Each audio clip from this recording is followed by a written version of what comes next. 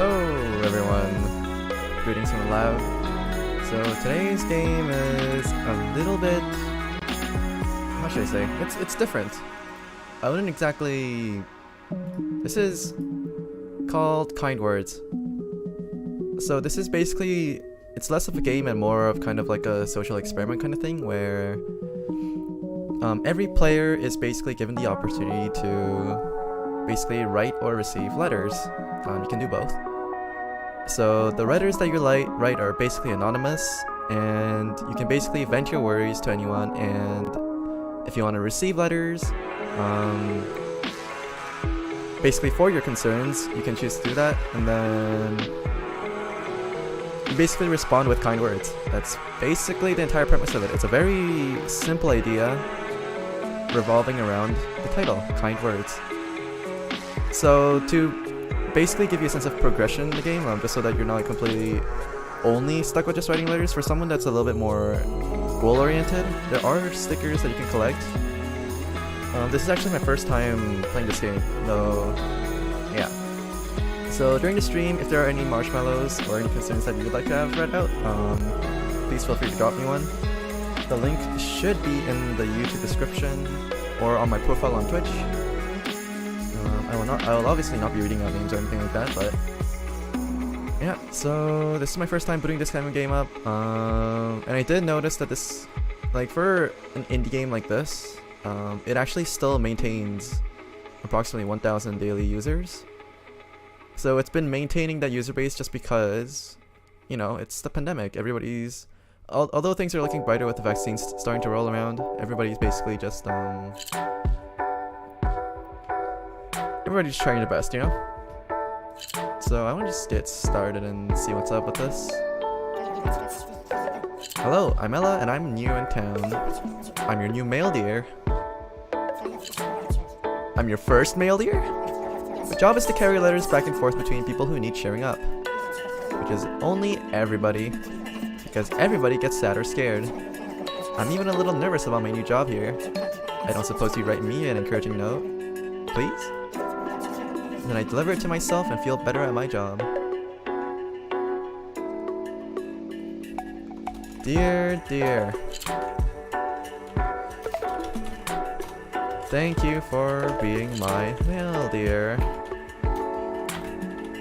I know you'll do a great job at delivering my mail, and I hope you and I hope you can get some more confidence in what you do. Cheers. Kinda like this. Except instead of dear, most of my letters will be coming and going from actual people. What a kind letter, thank you. Before I register you with the post office, I need to make a couple things super clear. Kind Words is full of real people talking about real problems. This is not a place for mean jokes, bullying, or flippant responses. Also, this isn't a place to meet people. Don't share any identifying details or links. I do what I can to keep this a safe, caring place, but I'm only one dear. You may run into a jerk or some bad advice. Please report them. If you're ready to be kind and receive kindness in return, please sign here. Cadenza, that's me. So I do want to mention that this game actually has a robust filter built in place to basically just preliminarily weed out all the bad a good chunk of bad actors, I guess, is what I'm trying to say. So most of the responses that you get back won't be too negative unless they're purposely trying to bypass the filter, in which case reporting them will definitely help. Put them under manual review. And I feel like I should also give a warning for anyone that's basically currently depressed or has recently gotten out of depression, because I have a feeling that a lot of these letters that I may receive could be possibly very heavy, and it could be a trigger. So I feel like I should just add a trigger warning disclaimer right now while I still can. So give me a second to register you with the post office. Also, because this is my first time booting the game up, I don't know if there's going to be any letters for me to respond to, so there's a good chance that this stream might end really short. But if it does, then I might just revisit it on another day, like such as like next week, Thursday or something like that. Because I have a little bit of idea where I personally enjoy typing, and typing games, mechanical keyboards, that kind of stuff. So in that case, I was thinking about making something like Typing Thursdays, where I can go through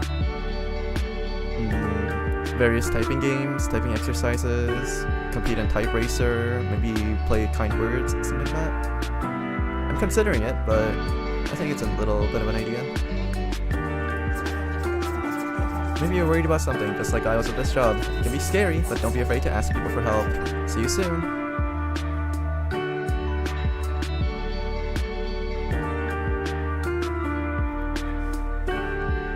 So one thing that I'm hoping for is I'm praying that the stream doesn't get copyright strike because of the music. So these are like random words of encouragement, I think. Even when things go wrong, the sun still shines, music will still play, and beauty will still glow within earth. If the world is beautiful, why would you ever want to be anywhere else? Take care of yourself, you are loved, you are cherished. So this is my room. This is kind of cute, actually. So there's view requests, there's make a request, say nice things. Say nice things are basically these airplanes just floating by. Inbox.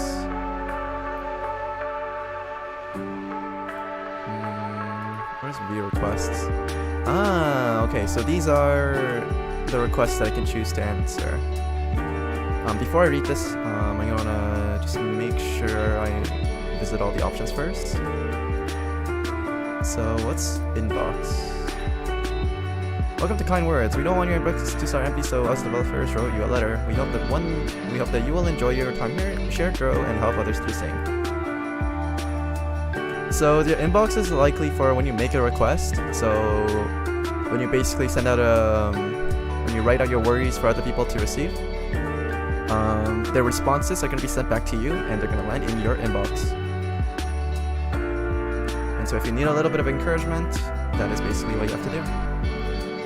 As for decorate, I believe these are the collectible stickers. Yeah, there's different rooms with different sticker packs. Kind of like this. That's kind of cute. So there's various sticker packs to collect. So there is no real end game to a game like this. It's just a little bit of a fun thing you can do on the side. Screensavers. So you can choose yeah, so if you set this on screensaver mode, it's basically going to show you like words of encouragement. Yeah, it cycles between words of encouragement. That's kind of neat. And sticker space, I'm assuming, is gonna be, yeah, once they start collecting more stickers, it's gonna show up here and drifting by. Twinkles is just stars, I think. Yeah. So that's a kind of neat feature of screensavers. Though personally, I'll be honest, I haven't really used screensavers in ever. I'm the type of person now to just turn my monitor off whenever I don't use it. It's more sound. I should probably adjust it here.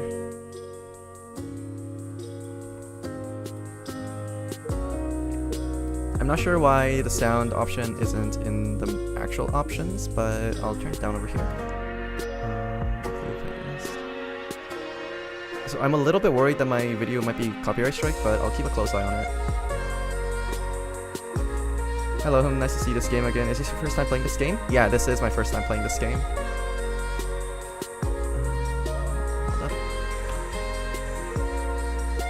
So thank you for dropping by. So to begin with, I think I want to just leave some requests. Sometimes I want to tell my friends that I'm here for them, but then I realize that I am available and willow and guilt at shortcomings and feigned indifference instead of turning things around. So Okay, let me just reread this again. Sometimes I want to tell my friends that I'm here for them, but realize I am failable and wallow in guilt at the shortcomings and fade indifference instead of turning things around. So, the thing about things like this is it's times like this when you kind of realize that we're basically all in the same boat. You're gonna write your first letter, how exciting. Remember, you can't solve everyone's problems, but you can always let people know you hear them and they are not alone. Oh, and while people can't reply to your letter, they can also thank you with a sticker. So that's how it works. Okay, okay.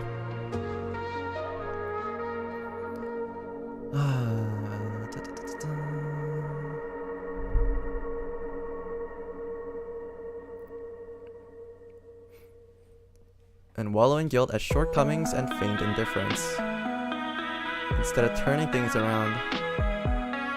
But the thing is, like, I want to just highlight this one thing instead of turning things around. Sometimes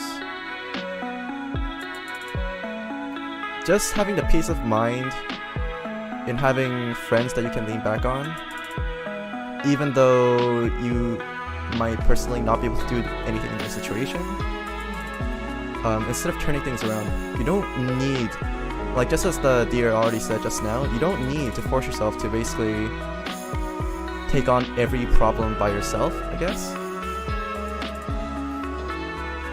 You can't save everyone. You can only help them.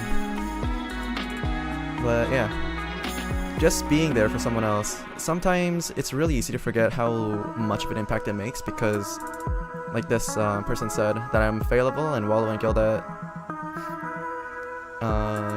shortcomings and feigned indifference.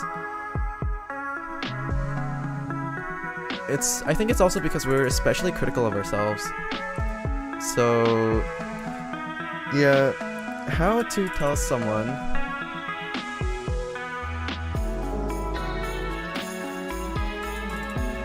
I think this is more of a I think there's two quote-unquote problems with this. One is just them not understanding their self-value when it comes to just existing and being someone to basically just someone to not even lean on, but someone to basically just vent to, I guess. Yeah, there's value in having a friend to vent to. So there's an issue with not understanding their own self-value. And another thing is being hypercritical of yourself and not understanding and not realizing that everybody else is basically in the same situation as you. Just as you can't expect your friends to solve all your problems. Yeah, just as you can't expect your friends to solve all your problems, you also can't solve all of your friends' problems either. Yeah, some human, you can't be there for everyone, always just be with the person you can and enjoy the small periods of time that you share. Exactly.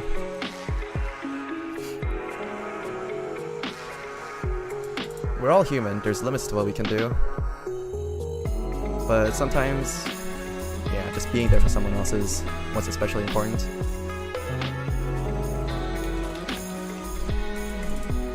You can always talk about your own experience. Yeah, that's true.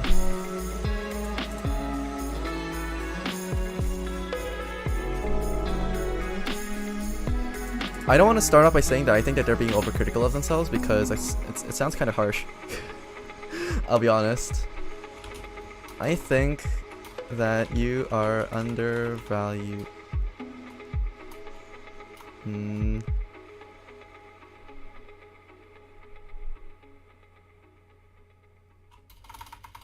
I just wanted to let you know that we're all human here. It's easy to forget our own self-value, but we all have our own flaws and troubles. You might think you're fallible,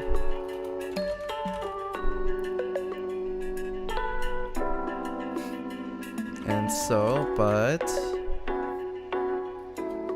there is value in having a friend like you to vent, to talk to,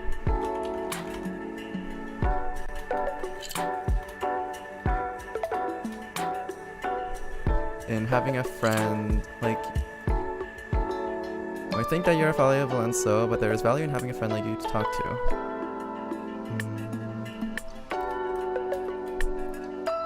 Oh, so there's 14 different lines I can use. So I can't go all the way down here, but I have to stick to 14 lines. Okay. Instead of turning things around. If I want to make more space, I can just get rid of the greeting as well. I just want to let you know that we're all human here. It's easy to figure ourselves out. There are times when I just to my friends, and it's not because I expect them to solve my problems.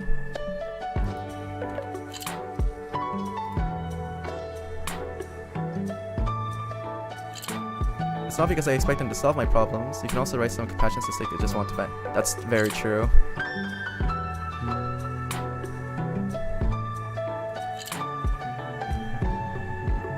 There's no, I just want to develop to my friends, and it's not because I wish I had more lines. Oh, right. I put in empty spaces. Whoops. That's probably why. To have someone listen and try to understand my feelings.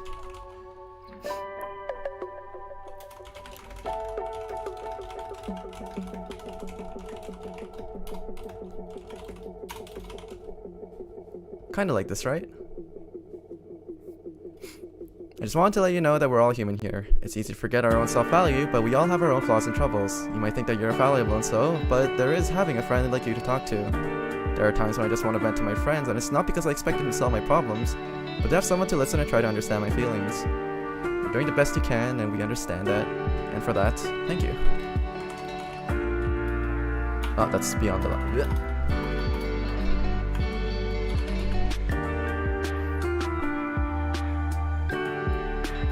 Yeah, whenever it comes to just super sexy boing boing big ol' pipe. Hello. Yeah, so whenever it comes to writing out, talking to other people, even on Reddit, I tend to stick to a very high word count. It could be just that I'm very inefficient with my words, or maybe I'm just trying a little bit too hard to express my emotions in the exact form that I want to. But yeah, I have a feeling these 14 out of 14 lines are gonna be something that I see often. Whoops, I blew into my mic. It's good. Do you have any stickers? I have one sticker. I have this one.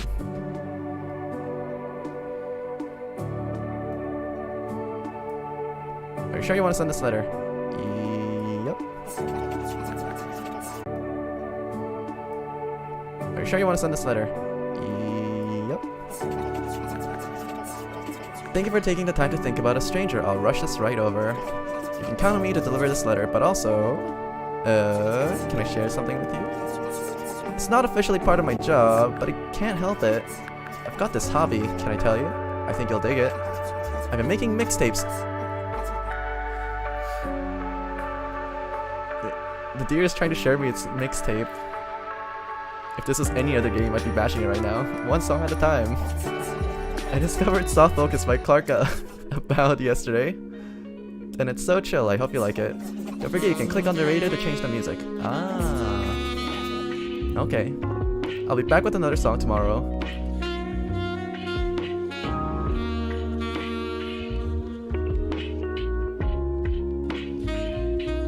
My favorite composer has done making music due to health being off for years now. Happy, sad, anytime I play one of their games that they're composed for. Nobuo Uematsu, you're a hecking gem. Your work has been soundtrack to this gal's entire life pretty much. Yeah, I think this is one of the cases where they just want to vent, and I can totally relate with this. It's not just whenever it comes to like a favorite composer or anything like that, pretty much any celebrity or any public figure or any internet person that you might look up to, it's sad to think that there's an end to pretty much everyone's online persona at a certain point. Like, this is especially common with VTubers because there's so many of us graduating every month, and so and that not even the big names are kind of immune to graduation, even though that they might graduate on their own terms.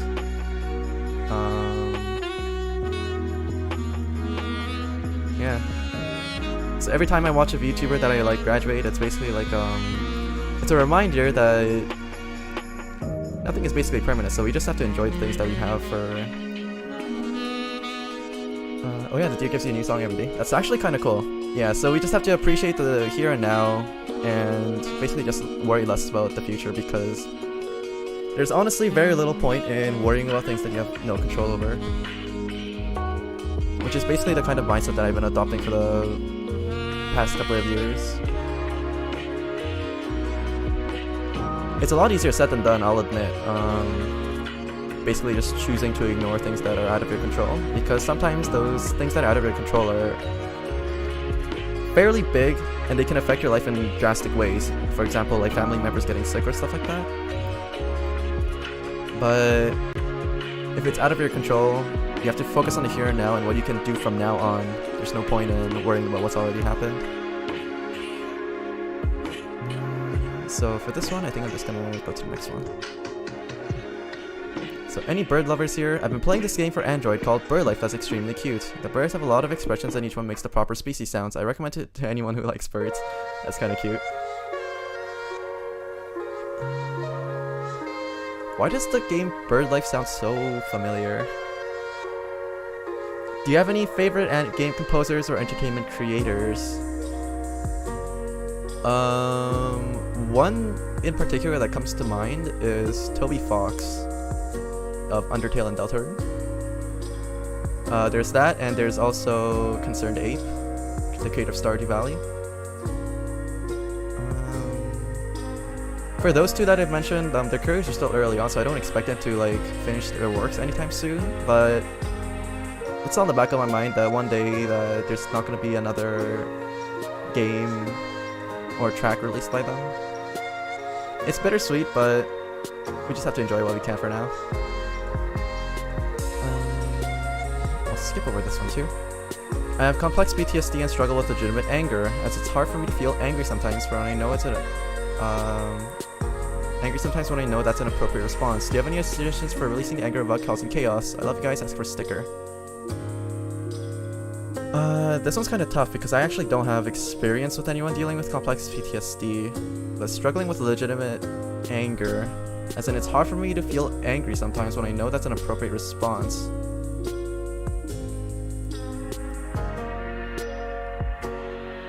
So as much as I like to comment on this one, I don't feel like I'd be able to put any input, especially because this person is specifically asking for suggestions. So what is complex PTSD? Complex post-traumatic stress disorder.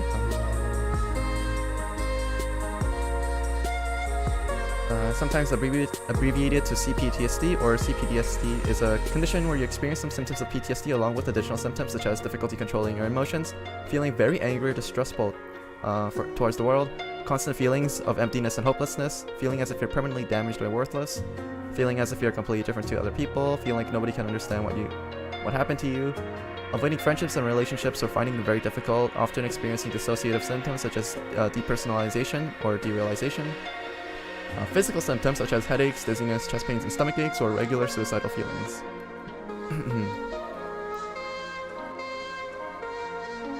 As it's hard for me to legitimately feel angry sometimes when I know that's an appropriate response.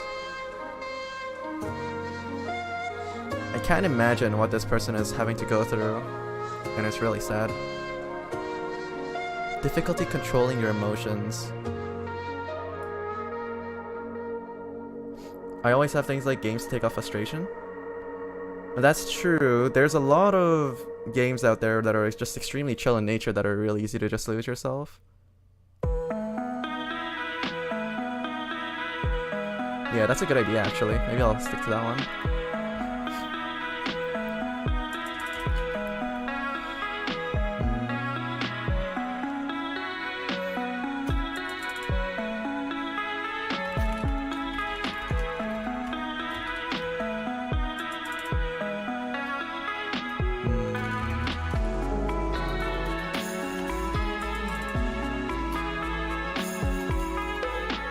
Although they did open up about their complex PTSD, I don't wanna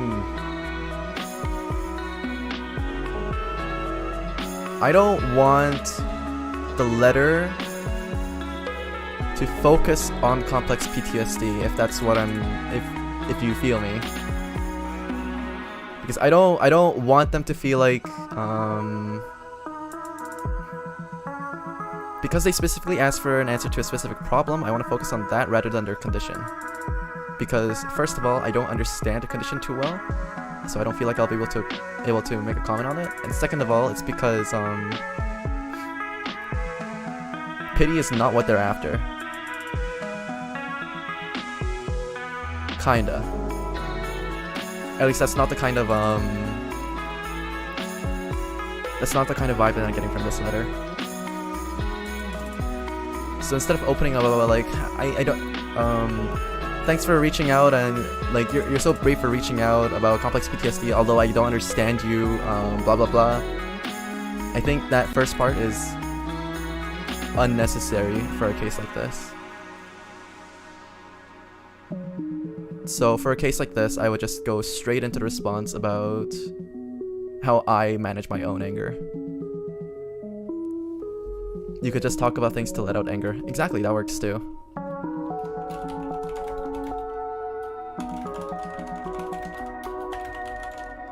Whenever I get frustrated or angry, I tend to kind of lose myself in the arts.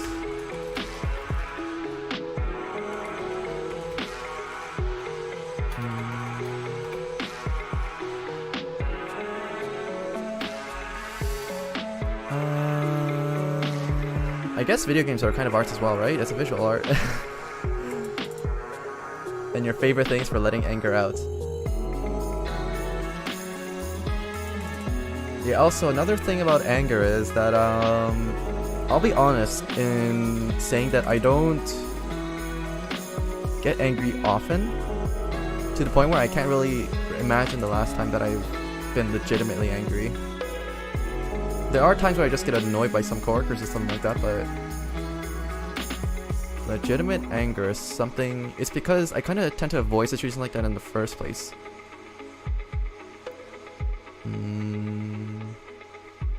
Or I try to resolve situations before they get into a point where I'd be angry. But that's more because I am a confrontational person and I don't mind sorting our differences out immediately once I see them. And definitely not everybody is like that.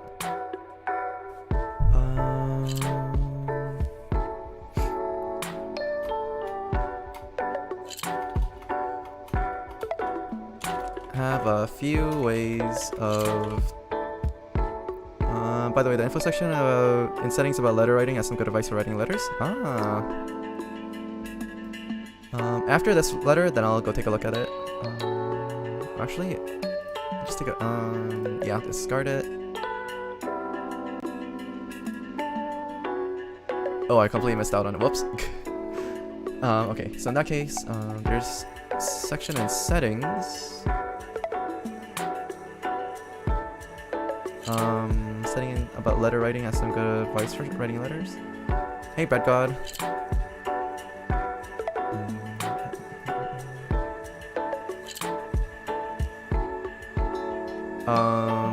Where's the option for that? Is it help? Ah, okay. Request writing letters. When responding to someone who stated a problem, you've got options. If you don't really understand the problem, maybe you can make them feel better just by replying with sympathy or solidarity. If it's something you can relate to, maybe they'd like to hear how you handled it or just like how you felt about it. People might not even be asking for answers, they just want to be vent and be heard, and that's okay. That's true. I'm just gonna check if there's more content on the FAQ.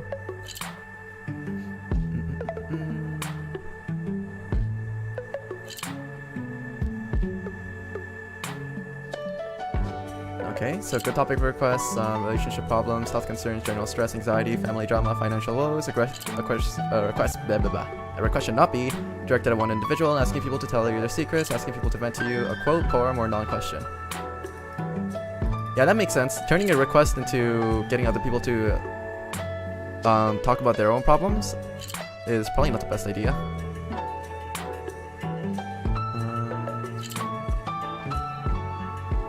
Yeah, I can see why. Yeah.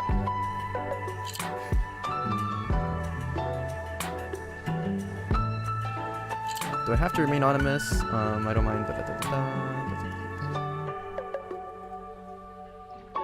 Okay, that makes sense.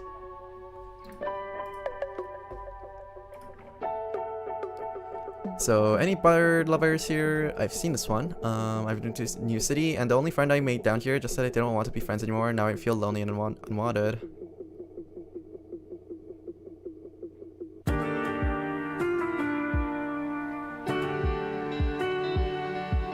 Yeah, the feeling of being alienated in the city when you only have one friend. So, a similar situation I had was kind of when I went over to new dormitories and when I had to go to post-secondary education.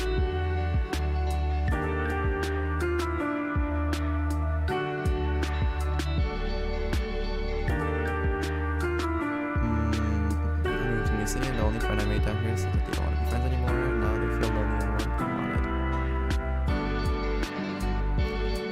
Yeah, it's super easy to just say go out and make new friends, but especially if you're an adult and you're out of school and you move to a new town, it's a lot easier said than done. But in cases like this, although it's easier said than done, that's pretty much the only option you have left. I'll be honest. You just have to leave the you that just got rejected behind and you just gotta move forward and make new friends.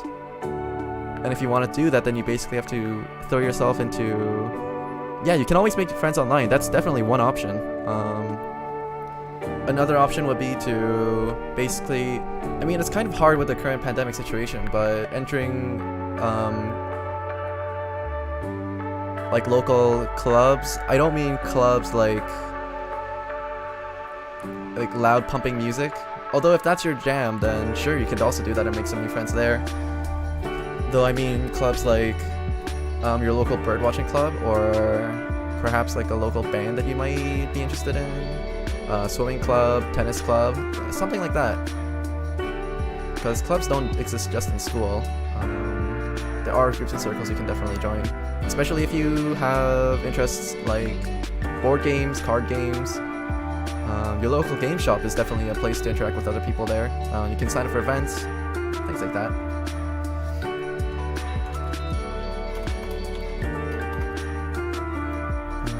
It's...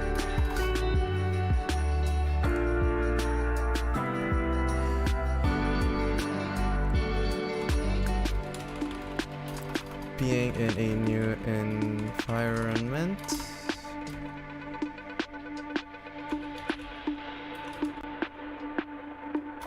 It's not that they're in a new environment with any friends, just that they're in a new environment and they lost their only friend pretty much. And it's not like OP doesn't have any friends either. It's just that the only friend that I made down here is said that they don't want to be friends anymore, and now I would feel lonely and unwanted.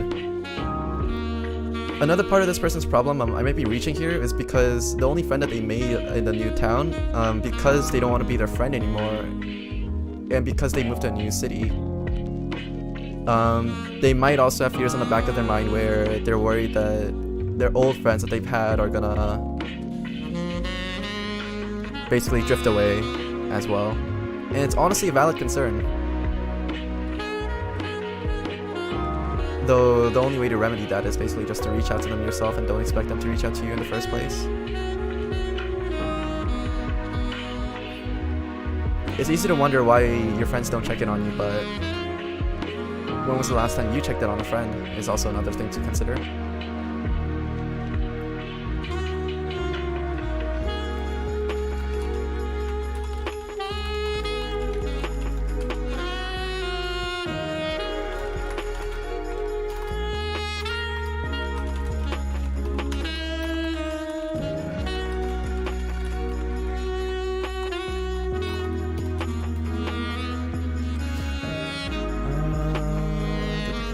With anyone to lean on, but I think you should take this opportunity to try to make new friends.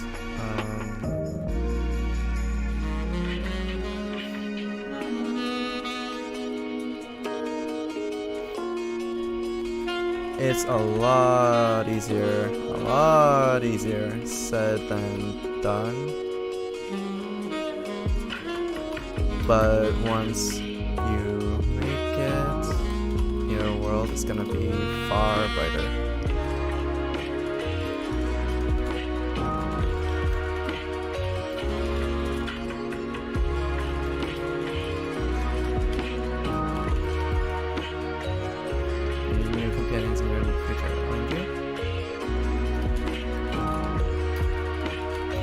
Here are my suggestions.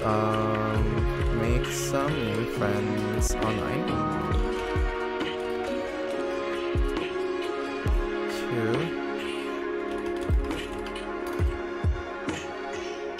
2. Look for local clubs and hobbies. Can join. Make friends via workout buddies.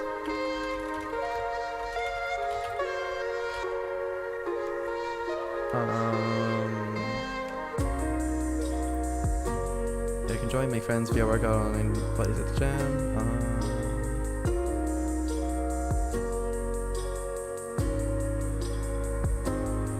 I always thought of making friends as a secondary thing that happens if you look for people with similar interests while just living your life. Yeah, I think so too. It's just that for a lot of people, when you're thrown in an environment with no friends at all to lean on, it's kind of like putting the cart before the horse, right? But because it's the thing that they need at that exact moment, it becomes their primary focus, and yeah, the ordering might be a little bit off. But the things you need to do are basically the same, you know? It's yeah.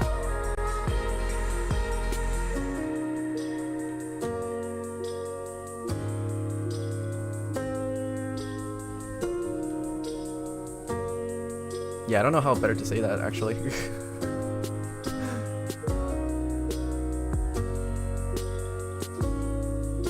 But yeah, making friends is definitely, at least for healthy friendships, if you don't want to get baited by some bad actors, it's definitely better to make them naturally.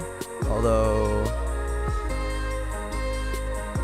yeah, making friends is just something that happens naturally to begin with. It's just that some people aren't sociable enough to do that. And for those type of people, honestly, just walking up to another person that you've like played cards with or something like that, and asking if you want to exchange contact information. Maybe not just directly asking if you want to be my friend, although that can work too. It depends on the person, honestly. But yeah, thank you for the follow, K-Cat.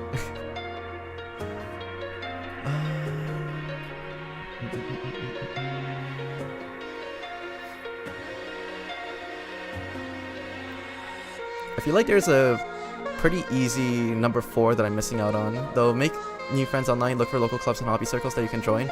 Those two are probably the most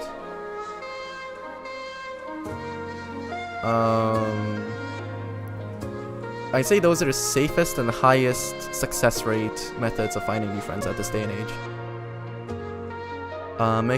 Especially because it sounds like this person is not necessarily in a new city for a job. I mean, for school, but more for a job. Because if it was for a school, then it's a lot easier to make new friends. Just because you're gonna have to work with because even in like post-secondary school, you're typically going to be sitting in like the same spot over and over again. And in those cases, you can just reach out to whoever's sitting like in front of or behind you or to the side. So long as you're not purposely excluding yourself from everyone else, it shouldn't be too hard.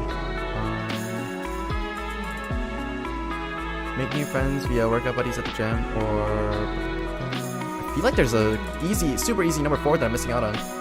And I also feel iffy about making new friends via workout buddies at the gym, just because so many gyms have restrictions on how many people can go right now. And try to reach out to your old friends online. Oh yeah, that too. Yeah, that's probably the most important thing of all of these.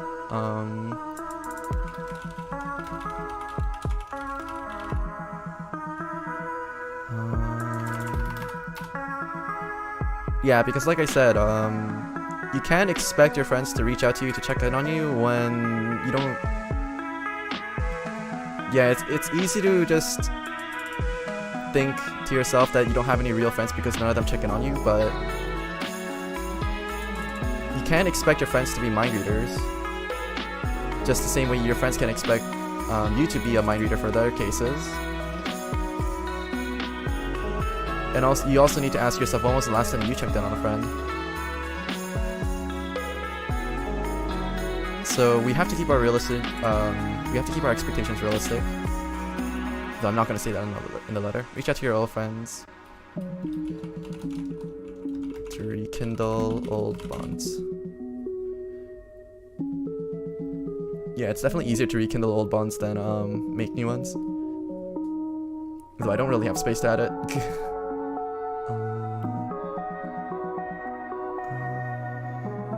Once you make it, your world is going to be far brighter than it's ever been. You need companions in your new adventure, don't you? I think that's a pretty good one. Can I reuse stickers? Oh, I can. I'm gonna send this one out. Wait. I gotta add a little bit of happy emotions there. I'll send this with an exclamation mark at the end. Thank you for taking the time to think about a stranger. I'll rush this right over. You can count on me to deliver this letter. I'm very frustrated with everything. I woke up yesterday and vomited, woke up today, this morning with a headache and tummy ache. I'm on edge and I want everything to stop. I feel like I'm screaming on the inside and I can't do anything about it. This is one of the cases where you're just venting. You're not looking for help, you're just venting. You're just here to have someone listen to your troubles. I feel you. Yeah, when you're stressed to the point of vomiting.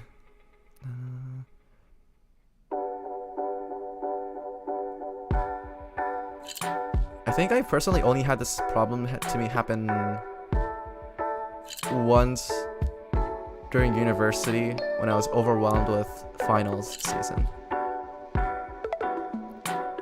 Way earlier on in my university career, when before I basically just gave up on everything and just coasted. I mean, I still graduated. Though, yeah, I switched my focus to not... Yeah, I tampered my expectations.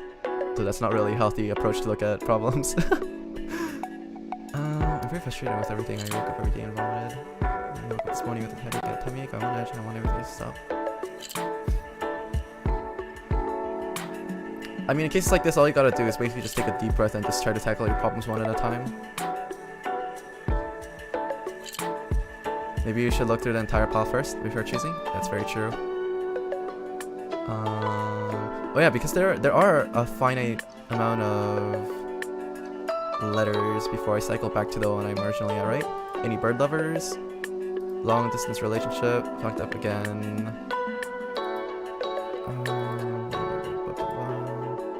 My scooter is broken. Recommendation if you're depressed. Scared to reach. Should I be reporting this letter?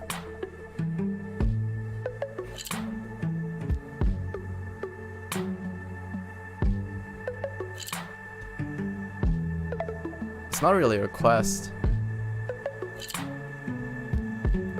I'll skip over for now.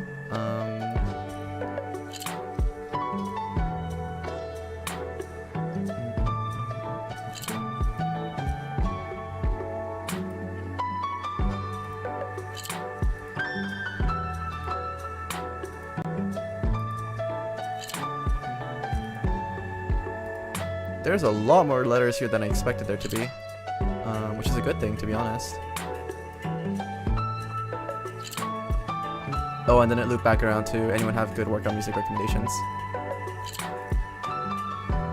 Okay, yeah, being on the internet, I have made a lot of friends online after years of knowing one. We planned to meet up for her birthday. I was really excited and have been planning for this month. She just canceled tomorrow. She just canceled on tomorrow's day. Now I have gifts to give her no one.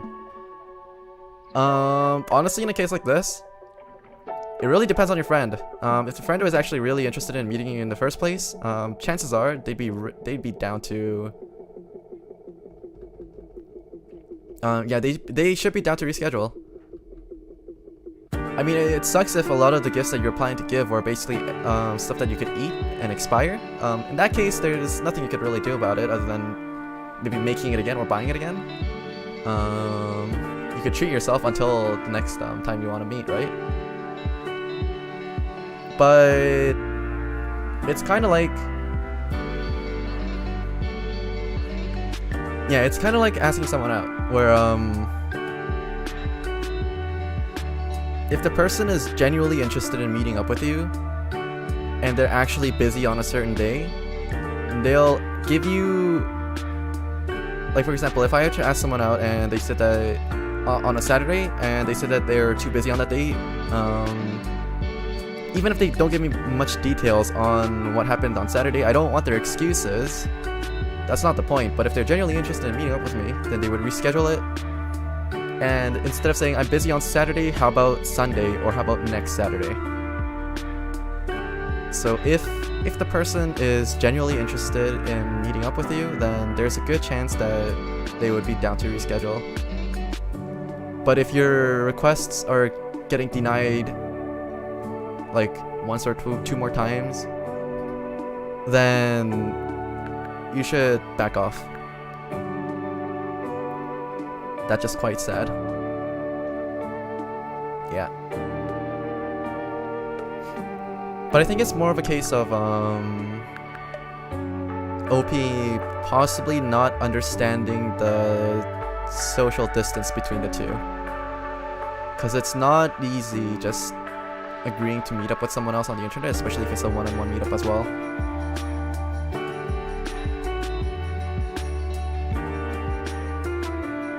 And this would probably be a lot scarier if I were, say, a female meeting up with a stranger on the internet, because I would have no idea what kind of a person they are.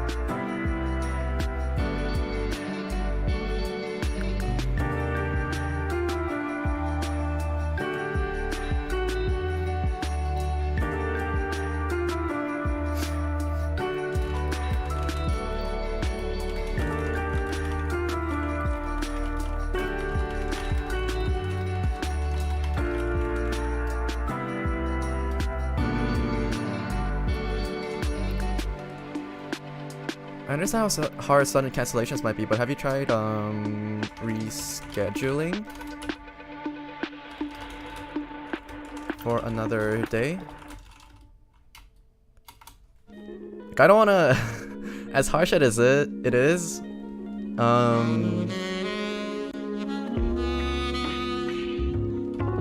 yeah, it's easy to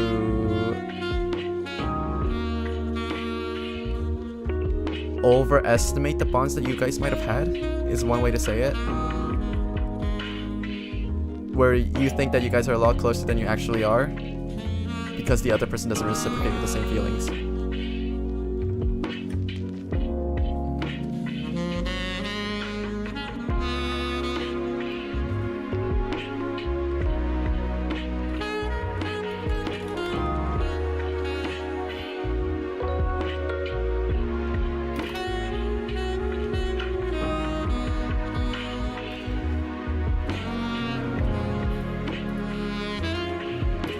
Have a decision, meet up for another day. If they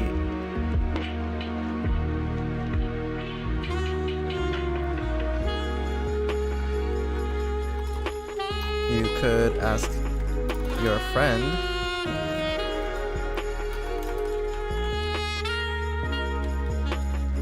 instead and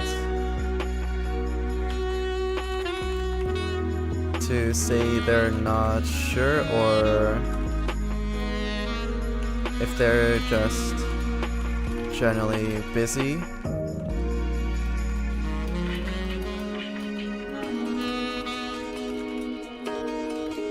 Then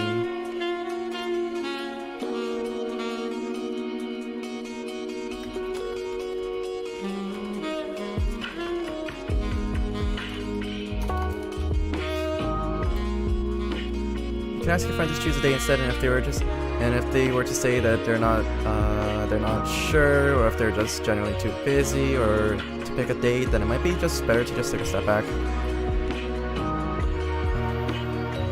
Seems to be worded a little bit harshly, but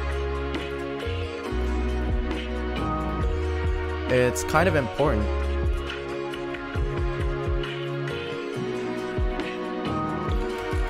It can be scary to meet up with a complete stranger,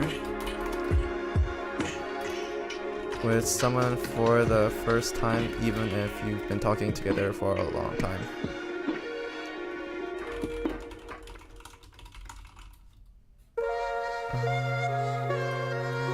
And I'm not sure if this part is necessary though.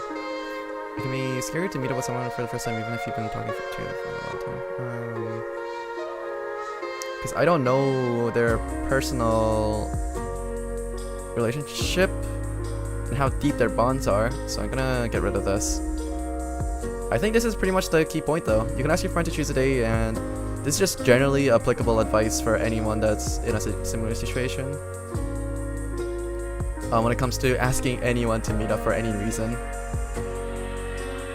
If they just bounce back at you and bounce back your pushes twice in a row, then just take a step back and reevaluate your situation. It's possible that they just don't want to deepen your relationship together. If a friend is really interested in you, they will make the time and want to hang out with you no matter how small. Exactly. So if they bounce back the request twice in a row and yeah, they just can't find a time to meet up, then it's basically time to just step back and reevaluate your relationship. And I don't mean reevaluate your relationship as in just break off all ties with them and then just say that, just put them in the bad list or something like that, but just reconsider the kind of rethink what kind of a bond you have with the person, and then maybe, because it's possible that the person doesn't necessarily want to meet up with you and they just want to maintain the status quo, which is perfectly fine. It's just up to the individual.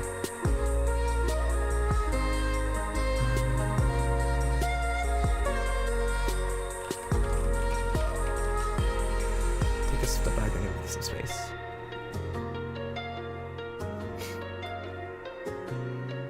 Because I don't want to add that... Because this is basically one way of saying that if a friend is really interested in you, then they'll just take the time to hang out with you. Yeah, the only reason why I don't want to explicitly state it is simply because I don't know their personal story, not with the amount of information that's given over here.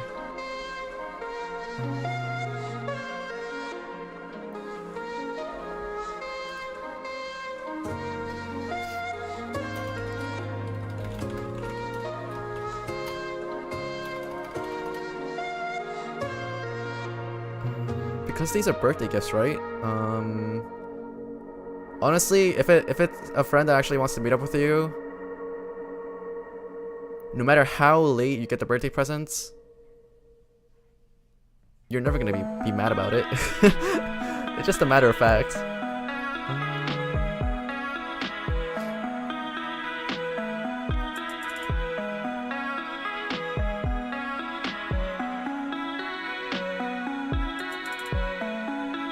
Better just take a step back and give them some space.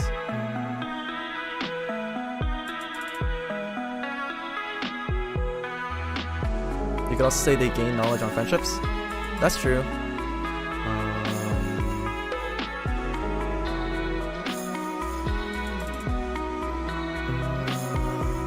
It's true, but I feel like I'm just reiterating what they've already learned, which isn't a bad thing.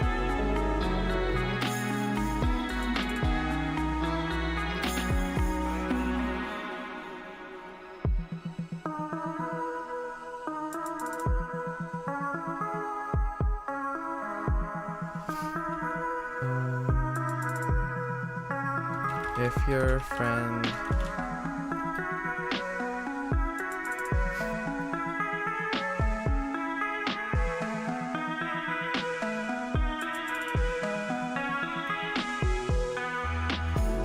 really wanted to meet up, then no matter how late the presents are, I'm sure they'll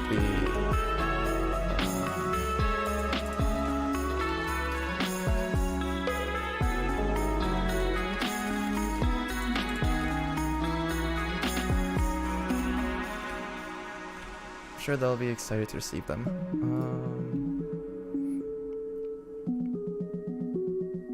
Then maybe take a step back and give them some space. If your friend really wants to meet up, then no matter how late the presents are, I'm sure they'll be excited to. The only problem I have with this last sentence is because if your friend really wanted to meet up, this part is kind of like a jab.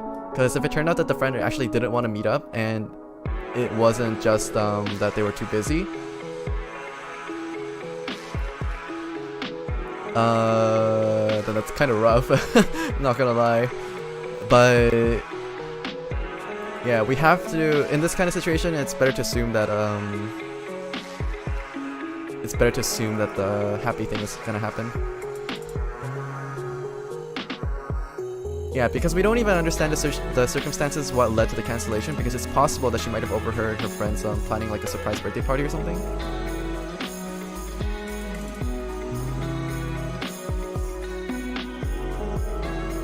But yeah, without more information, that's pretty much the best we can do. To choose a day instead, and if they were to say that they're not too sure, if they're just generally too busy to pick a date, no matter how late the presents are, I'm sure they'll be excited to receive them. Let's send this one.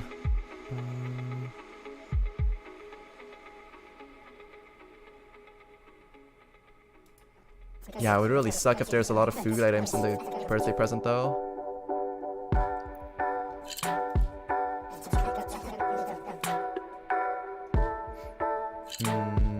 Even though I'm only 20, I can't help but feel as though I'm getting old. Hashtag relatable. It's upsetting, you know, thinking about all the potential opportunities I'm missing out on. Not sure where I want to be, and I can't muster up the drive and dedication to do anything about it. This one hits me kind of personally because I'll be honest in saying that I basically wasted all of my university years. But I'm basically I'm having the time of my life right now, so yeah, all I can say is that people that say that high school or school was basically the best time of their lives,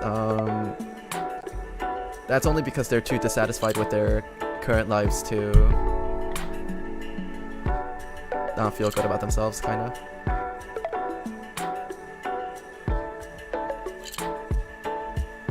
Your current here and now happiness depends on what you're about to do. Maybe let's just write a request instead. Someone sends their thanks for the letter you wrote, and trouser fish. He would very much like to. Oh wait, that's kind of cute. This is your first request for letters. I'm so proud of you. Remember, these kind of folks, you're still strangers on the internet. So don't reveal anything too specific about who you are. Do not share links or usernames to Discord, Twitch, or other websites. But do share enough about what's on your mind that you feel can sympathize, or maybe even share something similar you struggle with. Maybe something like, I'm sad and I haven't made friends on my new job, or I've got a date Saturday and I'm sure I'm gonna screw it up. Whatever you're going through, you're probably not the only one. Oh, it's very nice that they actually have a mental health resources shortcut on the bottom. Let me just click it.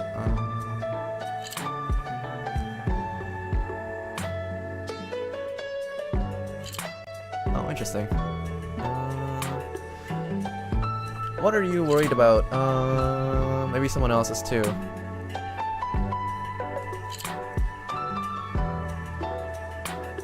Yeah, that was really quick. What are you worried about? Maybe someone else is too. What is one of my worries as of now?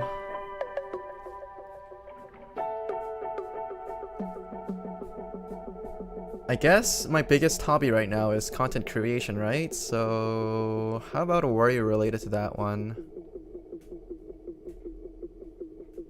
I could probably make 2 requests here, actually. Yeah, there's 2 things on my mind as of recent. I'll make 2 requests. I think that'll be fun. What are you worried about? Okay, so the 2 things that I have on my mind right now are... let me just...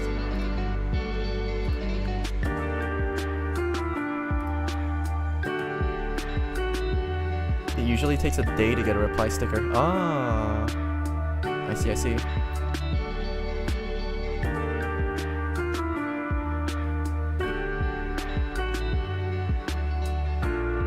Yeah, maybe they got my letter live while they were on the app and responded immediately. Interesting. So the 2 things that I'm worried about as a new content creator is... One is basically the sheer amount of time commitment that I need, and the fact that there's only 24 hours in a day. That's one of my concerns. Because as a new content creator, there's a lot of stuff that you have to get done, including making your own assets, thinking of ideas for what to do next, basically having to divvy up your time in social media, trying to branch out to new people, networking, that kind of stuff. So that's one of my problems. So for that one, to generalize it, I can just say that there's not enough time in a day for me to do what I want. And for the other one is more of a general... I'll leave the other one for later. Let's just stick with one right there first.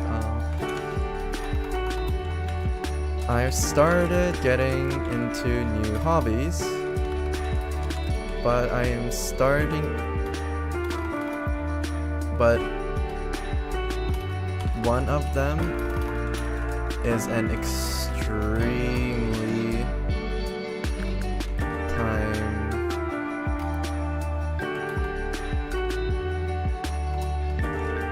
requires an extreme amount of time commitment.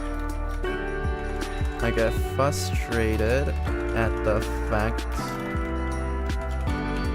there's only 24 hours in a day when I have 48 hours worth of things to do.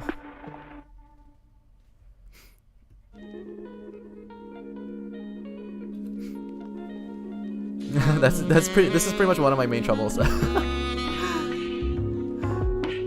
You know, I usually write recommendations for things and request and ask people for their recommendation.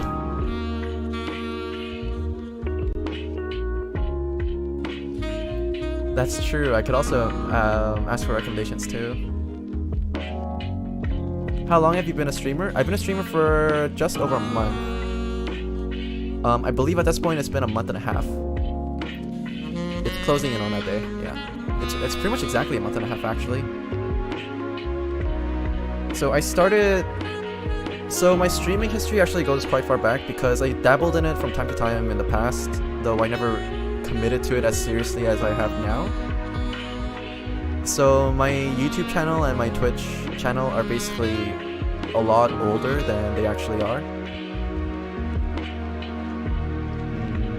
But yeah. So I get into new hobbies, one of them requires an extreme amount of time commitment. I'm excited. I'm kind of wondering what people are going to say about this.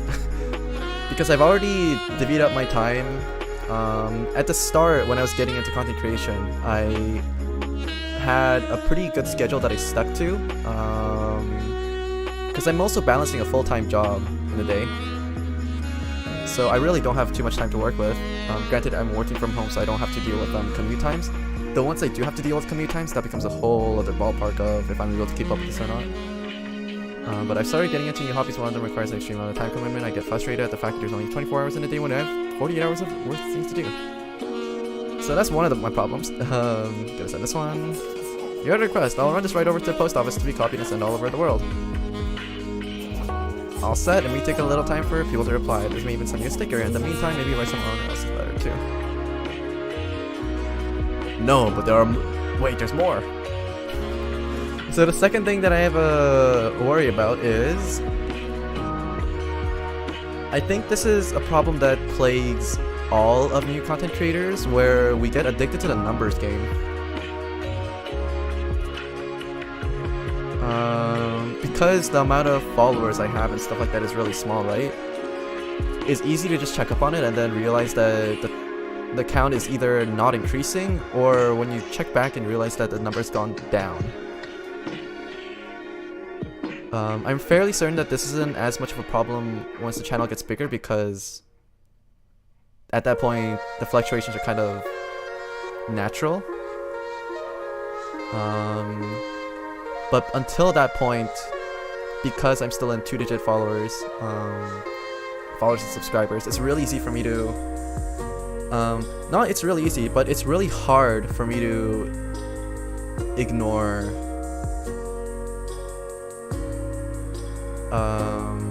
the fact that my channel isn't growing as quickly as I want to, is one way to do it. But to generalize that, I can just say,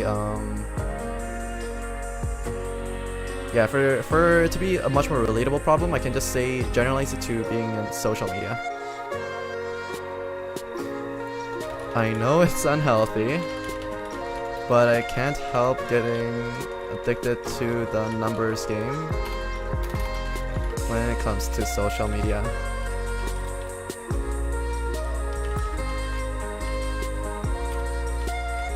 I don't have a lot of followers, so I can't help but notice whenever someone unfollows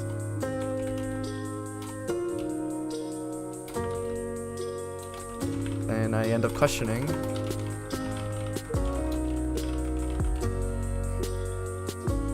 Like, even for this kind of request, right? I already know the answer, but I'm basically just venting at this point. Because there's so many factors when it comes to losing followers, whether it be that... Because just losing interest in someone, especially if they're a new content creator, that's not uncommon. That's very much not uncommon at all. Even for big names, sometimes you just grow out of it. There's also the fact that YouTube, Twitter, and Twitch also do regular sweeps to get rid of like banned accounts from your account. So even if the number goes down, it's not necessarily your own fault. You just have to keep on the grind and hope that other people take notice. It's just that, yeah, it's just that I'm itching because of the numbers game, you know. Though it's exciting, but it's a source of stress as well. Yeah, even though I already know the answer to this, I'm gonna send it out anyways, because I know I'm not the only person stuck in this kind of situation. The easiest way is honestly just get off social media, but as a new content creator, that's impossible. Like, I'll be honest and I'll say it up front, I don't like Twitter. Simply because Twitter, and like there's so much fighting in Twitter. There's so much pent up anger in that platform. It's crazy. Like, the thing about Twitter is because there's no such thing as like a downvote button or like any like meaningful form of like community moderation. Basically everybody has a voice, but the problem is, because everybody has a voice, even the bad actors. So that's basically why I don't like Twitter, but when it comes to the VTubing scene, it's pretty much impossible to avoid. So I try not to... So one thing that one rule that I'm gonna stick to is basically never get in a fight on Twitter. You can get addicted to pretty much everything as long as you do it enough and it gives you the dopamine response. Exactly. social media, eating, gaming, no matter what it is, it's very easy to get addicted.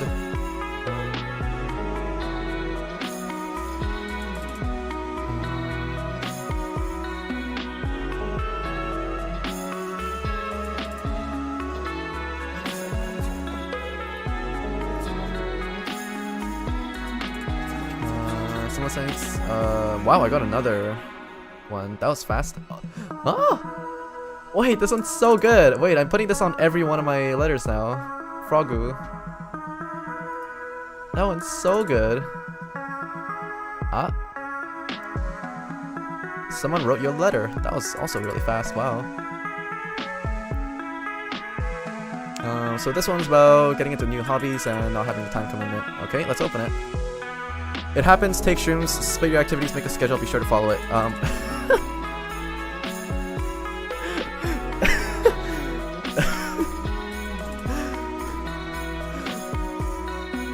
I don't know about encouraging people to take shrooms, but yeah, split your activities, make a schedule, and be sure to follow it. I actually did have a schedule, and I did try to follow it for the longest time.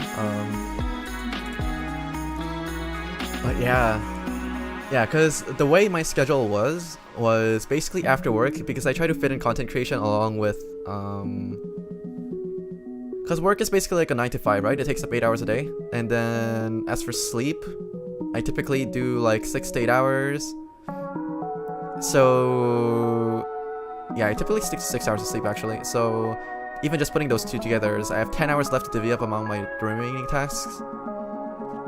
So when it comes to like washing up and eating, that's easily gonna take up like another hour and a half.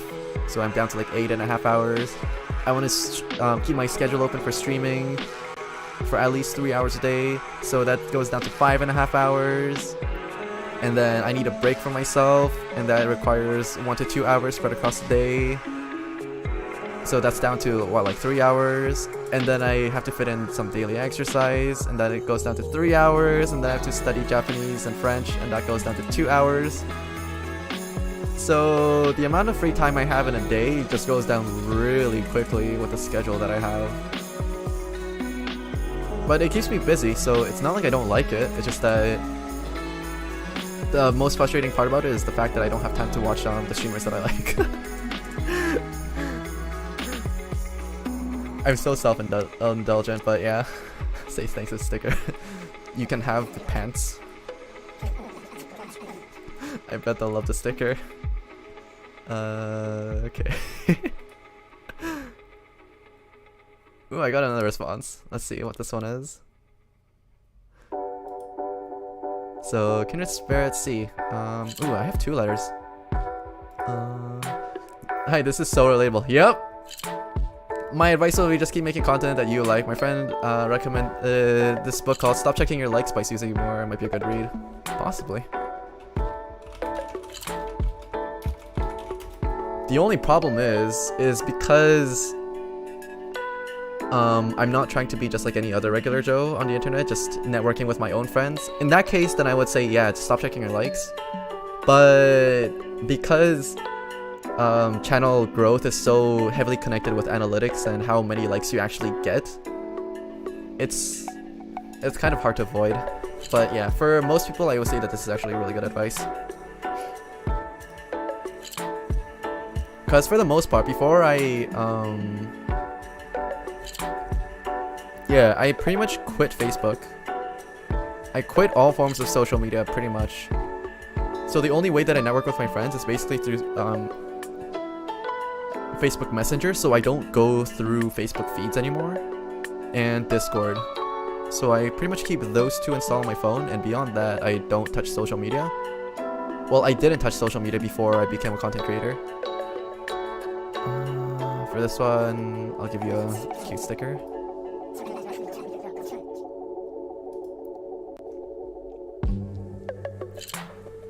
But yeah, man, dropping Facebook was probably one of the better things in my life. Because it's easy to forget that people just post their highlights and that you're looking through a highlight reel of their life. Yeah, it's easy to just set up unrealistic standards for what your life is supposed to be. I hate social media for one of those reasons, and that's one of the reasons why I hate it. And another one, what's this one? Wait, this one's pretty nice too. Male deer. Try setting timers for all your activities. Set aside a few you will do each day and rotate them. You study Japanese? I wish I was good at learning new languages. I'm studying it, although I'll be honest, I'll put it out there, I've been slacking on it. Yeah, I am studying new languages. It's because one of my goals in life, not in content creation, is I thought that it'd be a really interesting experiment if you were to just like, I mean, I'm not gonna actually do this, but let's say you go to like any major airport in like your province or state, and let's say you're supposed to just close your eyes and just pick a random destination, and then you're just supposed to like fly off there, right? You know how fun it would be to just be able to talk with the locals just like that, right off the bat?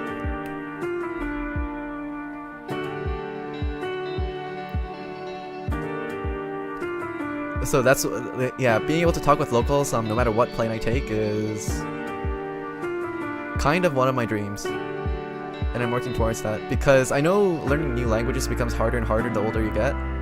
So I'm trying to pick up my pace and develop languages as soon as possible. So currently I'm learning French and Japanese, and I'm fluent in Korean and English. Okay, maybe not fluent in Korean, but I'm conversational in Korean, yeah.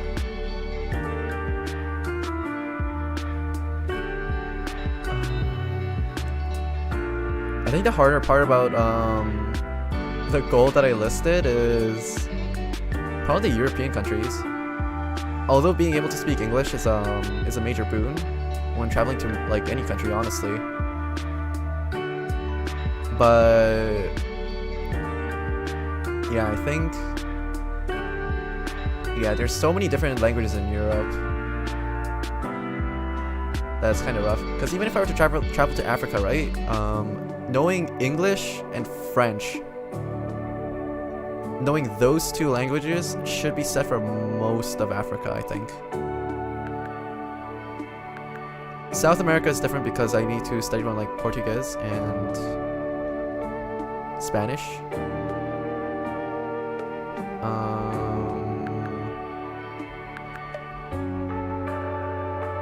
Yeah, it's mostly the Asian and European countries that are kind of hard. I think you can use better ways than Facebook for keeping up with friends. Yeah, honestly, at this point, I only use Facebook Messenger to just reach out to people. Cause I don't stick to feeds and stuff like that. Yeah, I never scroll through my Facebook feed anymore. Cause if there's something that happened in their life that they want to tell me, then the next time I hit them up, I'm sure they'll tell me through their own words, and maybe they can just send me some photos my way. Okay, I try to keep it a lot more personal now than having to rely on general, hey, I did this, send me likes, that kind of stuff. I don't really do that anymore. Set aside a few you'll do each day and rotate them. Yeah, the only problem is the few things that I need to do each day are the things that I need to do every day. Because things like language studies, if you slack on them, it's very easy to just fall back. And when it comes to exercise, daily exercise is so important, right? Here you can have a froggo too. I'm getting responses very quickly. Yeah, there's a lot. Like, I know I made my request, I simplified my request down so that it's a lot more relatable, but I'm surprised I'm getting this many responses this quickly.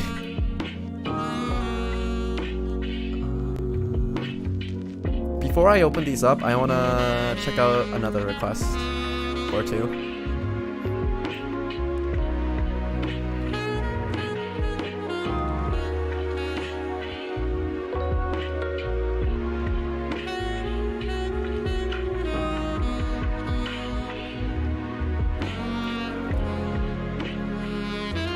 I can't read this, but there's another mention of shrooms here. Did you ever hold yourself back for a friend, just discover that this person wouldn't do the same for you? That's exactly what happened to me today. I cried my eyes and I am so mad at myself for always being way too considerate of others' feelings. I never noticed how controlling my mom was until I had a mental breakdown in December. It's hard having someone question everything you do about and sad doubt into your mind because she's concerned, she claims. I'm glad I'm moving out soon. I'm glad for this person that they're moving out too.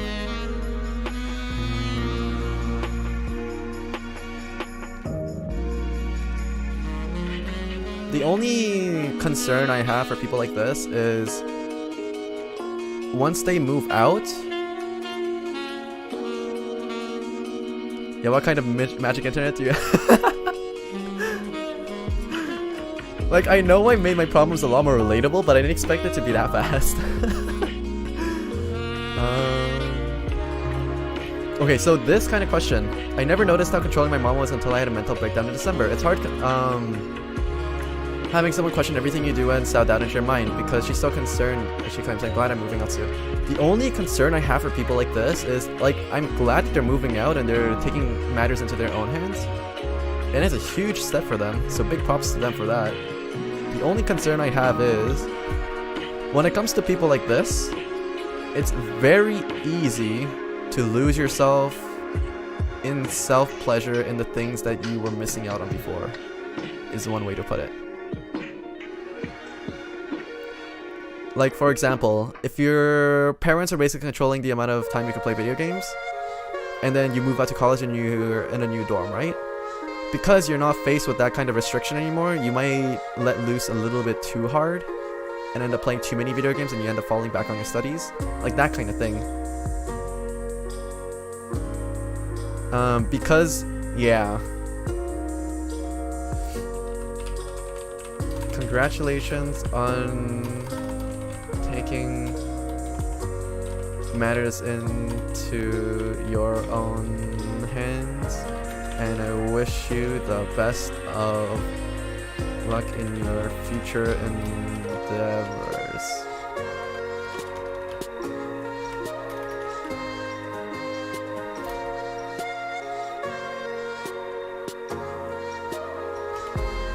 I hope you enjoy your newfound freedom, though I would like to warn you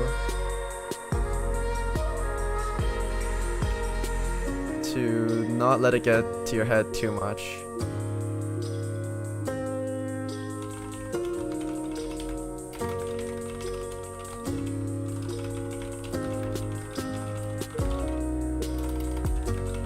Your freedom, not your mother, mind you.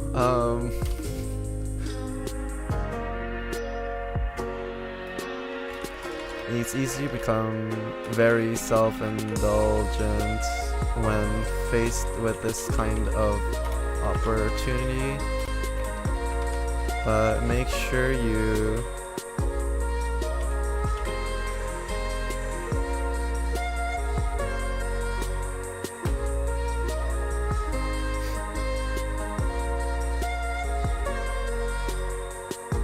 enjoy your newfound freedom, though I would like you not to let it get to your new friend, not your mother, mind you. Yeah, this thing is important to clarify. It would be insulting to say don't let your mother get to your head. It's easier to become very self-indulgent when faced with this kind of opportunity, but make sure that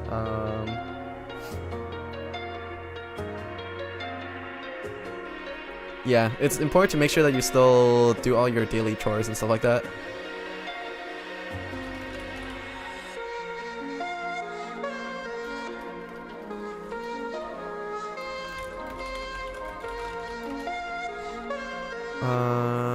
It's easy to become very self-indulgent when faced with this kind of opportunity, but make sure to keep yourself in check. I've seen way too many cases of this kind of thing happening, myself included, because during the first year of university, I was basically faced with this kind of situation. Yeah. My grades dropped bad. My grades dropped bad. I had worse eating habits because I was basically ordering out or eating out every night. Though the ordering out and eating out part is partly, I blame my university for that partly because there weren't any easily accessible grocery locations.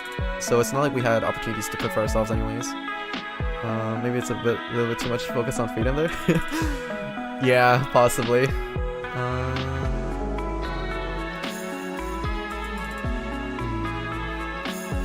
I would like to warn you not to get too much your freedom on your mother. I'm sure they'll be fine. I hope you enjoy your new freedom.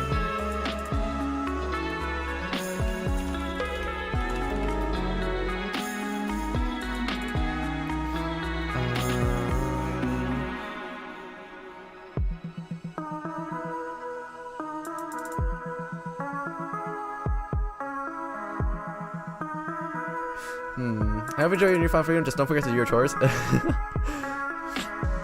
Hello, Victoria. Welcome to my stream. I'm just responding to this person where... I'll just read it out for you, because I don't know, is it hard to make out on the stream? It might be. So, I never noticed how controlling my mom is until I had a mental breakdown in December. It's hard having someone question everything you do and sow doubt into your mind because she's concerned, she claims. But I'm glad I'm moving out soon. Oh yeah, there's also another case to avoid when it comes to things like this. It's because, it's not just having the freedom come to your head, but that's one thing in it. That's another thing entirely, but it's possible that you will not, just because you move out doesn't mean that you're necessarily going to be avoiding this kind of situation in the future. For example, if you have a boss that micromanages you, which I hope to God that you never have to experience, yeah, that could be another very similar situation to what it is over here.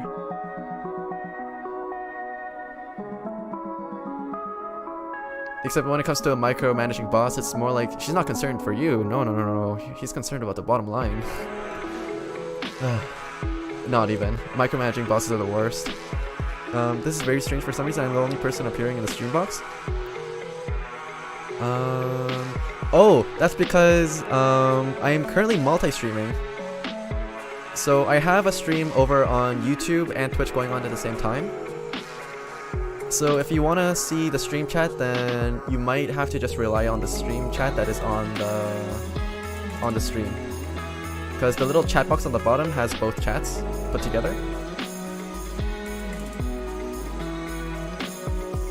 So yeah, I'm currently multi-streaming to both Twitch and YouTube at the same time.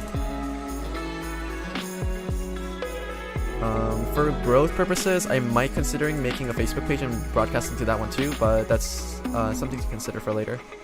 I hope you enjoy your newfound freedom. Just don't forget your chores and daily tasks.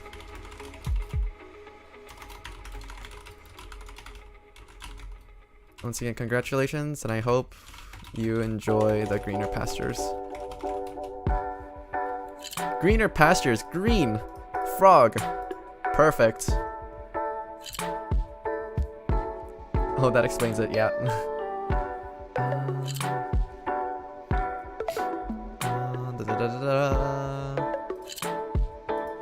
Send! Mail dear, do your thing. You can count on me to deliver this letter. Oh, you're the best. I probably received more letters too, actually. Inbox. I should check some of these out. Ooh! Oh, blobfish. It's always his birthday. Oh, that reminds me of the letter that we responded to about the birthday gifts and the cancelled meetup. The numbers don't matter. Social media does not dictate your worth or your beauty. You're amazing. No amount of likes and follows will change that. Aww. You get a frog too. You wonderful human being.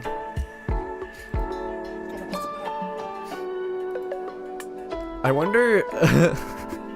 I wonder if I should have just clarified that I'm a content creator, but I don't think that's necessary. Even if I get 100 different responses, even if only 10 are understanding of my current situation, I'm fine with that. Hello, I can totally relate to that. While I'm not experiencing that with any new hobbies, I have multiple hobbies that I feel like I cannot put enough time into. It's very frustrating sometimes to feel like there's not enough hours in the day. In those moments, I try to focus on the progress I made the day with the hobby. And I also try to remind myself how grateful I am to not have to, to be able to have that hobby and or spend time on it. It doesn't solve the problem, but it's a good reminder. That's very true, actually. The fact that I have a supportive family that lets me like put aside 3 hours a day to basically focus on streaming every day, I'm very thankful for that. And even not even when it comes to just time, but the fact that I'm in a financially stable enough position where I can actually basically have and upgrade my PC and compute and personal setup to potentially deliver like a higher quality stream and stuff like that. And the fact that I have a job that lets me support myself without needing to rely on donations. They're all things that I'm very thankful for. So this is very, yes, this is very true. It's very important to be thankful for every little thing in your life.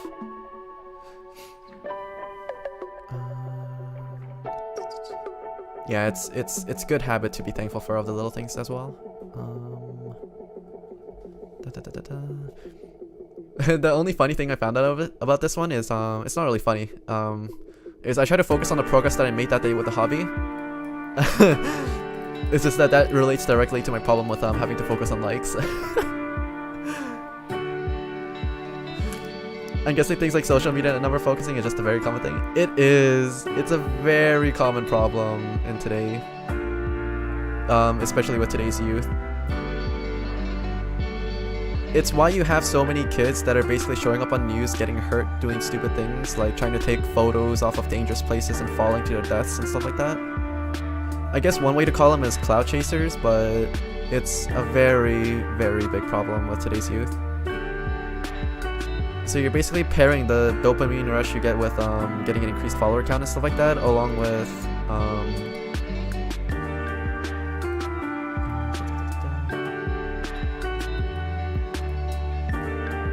kids that basically aren't great at making decisions for themselves.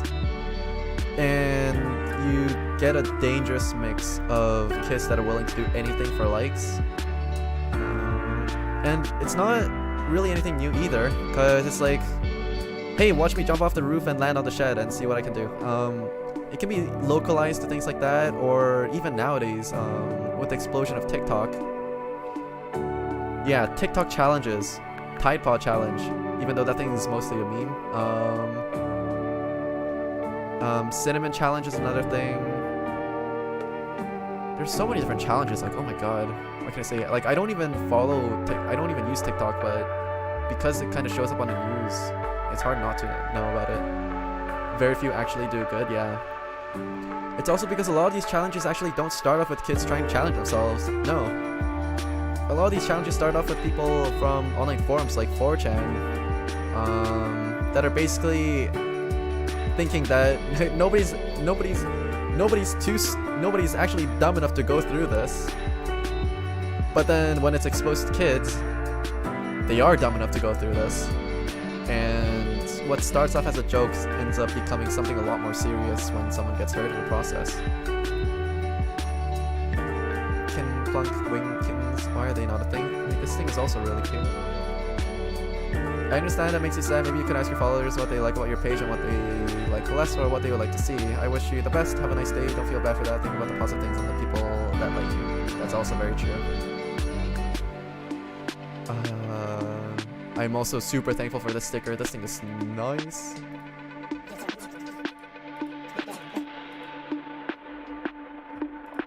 That was a good session.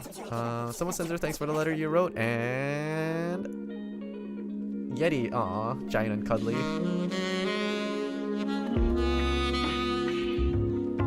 Sue.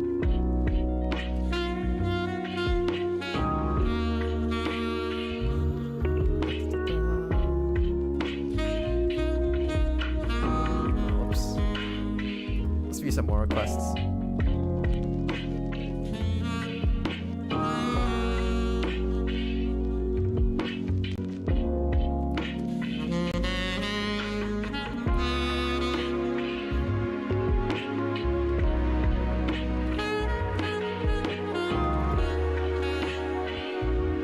I recently learned that I have a lot of symptoms of OCD. If anyone has any advice, I'd greatly appreciate it. It's incredibly tiring and takes so much time. It feels good even to write it down. The only concern I have with people self-diagnosing themselves with things like OCD and stuff like that is because it could be like, while like if you're seeing a lot of symptoms of something and you're concerned about it, then do make sure to get checked, but do not self-diagnose yourself and think and take it as a fact. That aspects of the internet was one of the reasons why I first played Kind Words. Yeah, there's a lot of bad actors on the internet, but in a place like Kind Words, it's, I guess one way to say it is just, it's positive vibes only, right? Yeah, that's one way to put it. It's like social media. It's like having the anonymity of social media without the harmful and depressing parts of it, and you basically only have like the fluffy, feel-good portions in Kind Words.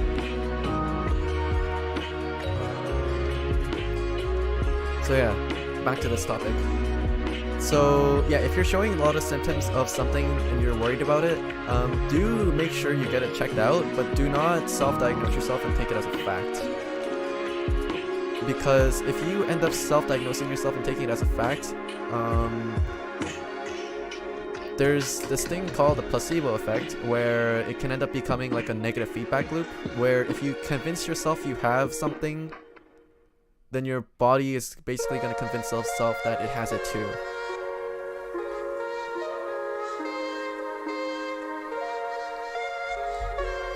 So without knowing, you could accidentally exacerbate the problem.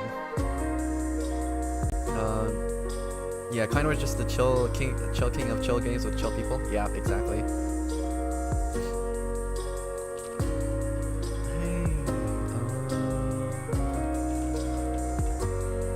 But like, I don't know if it's worth getting all preachy over this, because like, I'm genuinely concerned for this person, but I'm not sure if there's any easier way to say that it's good, it's worth getting checked out. Actually, yeah, I think I should say it.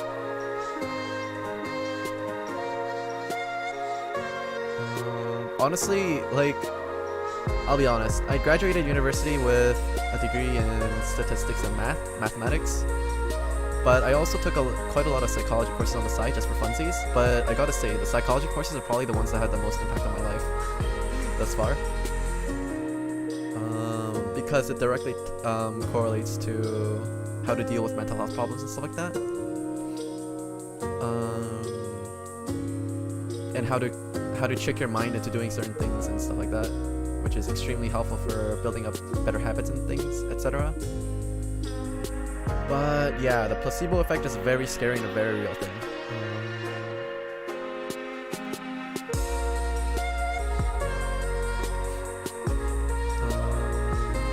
If you're really concerned with having OCD, I would highly recommend getting it evaluated by a professional. Sometimes we end up self-diagnosing ourselves.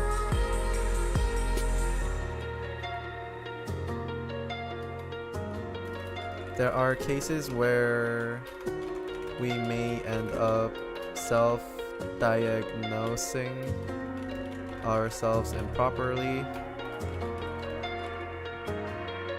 and tricking our minds into... I'll write out my thoughts first, and I'll go over it a second time to make it a lot less grating.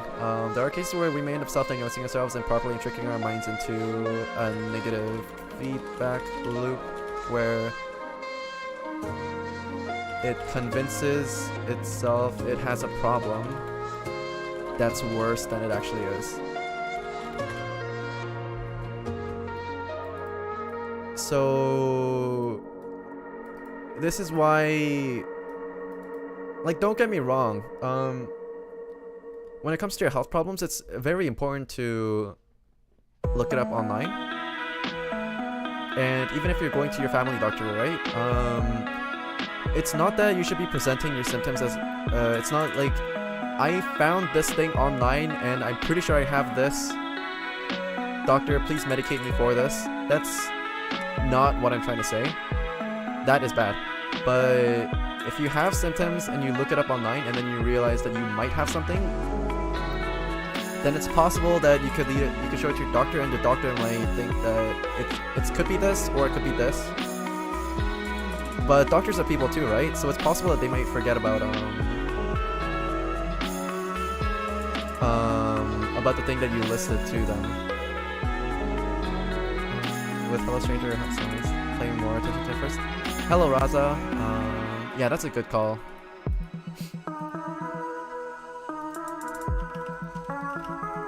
Hey D. If you're really concerned with OCD, I would highly recommend getting it evaluated by a professional.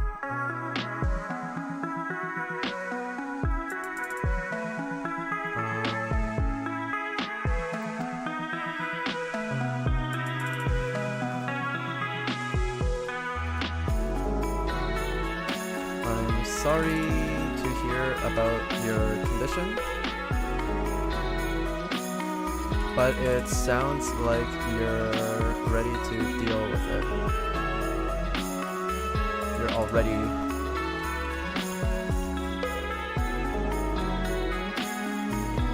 strong enough to deal with it.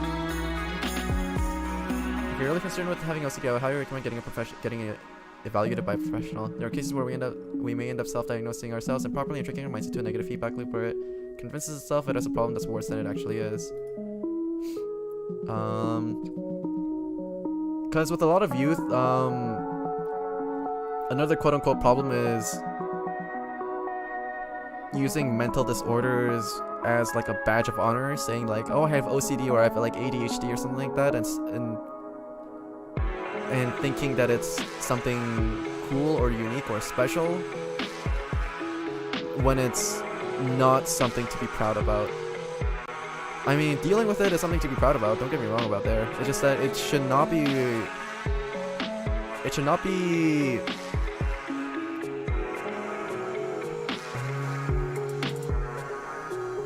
like, the person should be proud for themselves for dealing with it.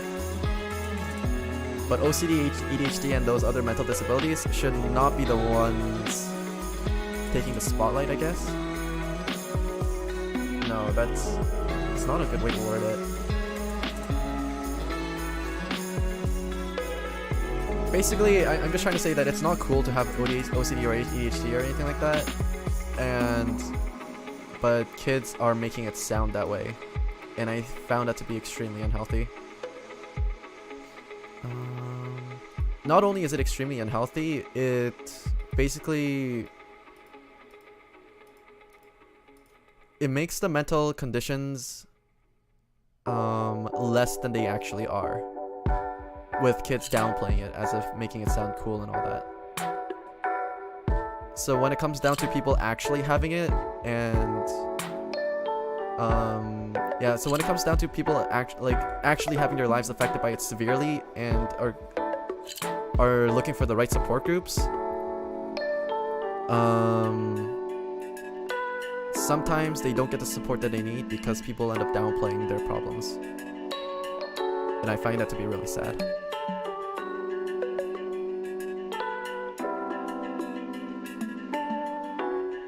Yeah, so downplaying these kind of mental disorders or wearing them like a badge of honor is not something that I would encourage.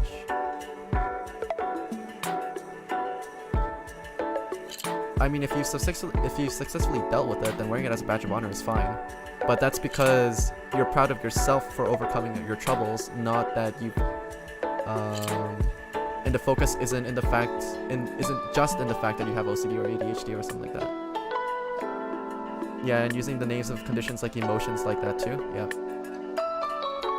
It's very concerning, but I honestly, that's another thing that I blame social media for.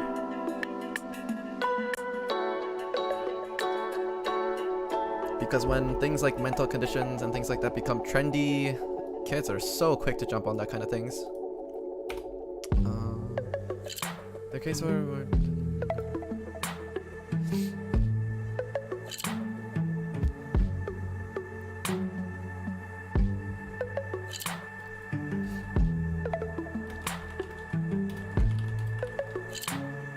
stay strong, and I wish you the best in dealing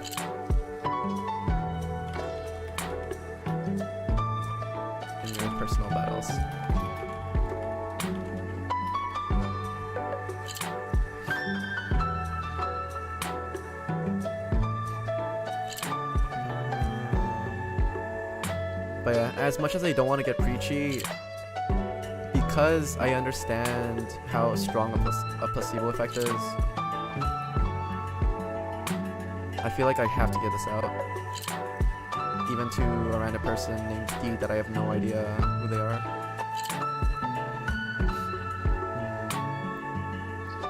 And also, this point of concern, if you're really concerned with having OCD, I would highly recommend getting it evaluated by a professional. The only frustrating part about this is if D is from the States, then I can't imagine that they... like, it's very possible that they might not have the funds to get evaluated by a professional. But yeah, because I've also read a recent study where there was a study done on cancer patients, right? To see elderly cancer patients in those aged from 63 to 65 in the States. And they found out that 65-year-olds have double the cancer rate of those of 63 and 64-year-olds. And to put into perspective, for anyone outside of the United States, if you want to be eligible for Medicare, you have to be 65 years old or above. So what that means is that it's not that there's actually twice as many people getting cancer at the age of 65. Like there's some kind of like aging fairy that says like, aha, screw you, you have cancer. No, it's not like that. It's just that there's people being underdiagnosed because they don't bother getting themselves checked out until they reach 65 years old, where they actually have Medicare coverage. So because of the mess that is the American health system, yeah, there's so many preventable lives, especially with cancer, right? It's a ticking time bomb. If you don't deal with it early, it gets to like stage 4, then you're done so. And 2 years is definitely a long time to wait. 2 or more years in some cases as well. So yeah, although I don't know their financial situation, if they're living in the United States, I pray to God they have enough that they can actually get themselves professionally evaluated. Things like these are why I love kind words so much. You always end up at least learning, talking about things in a logical, well-thinking manner. Thank you. I'm glad you learned something new. But yeah, the Medicare thing is... it's really sad. It really is. But Big Pharma is not going to let that stop anytime soon. I should add a sticker. For this one, what should I send? I just want to give them a hug at this point.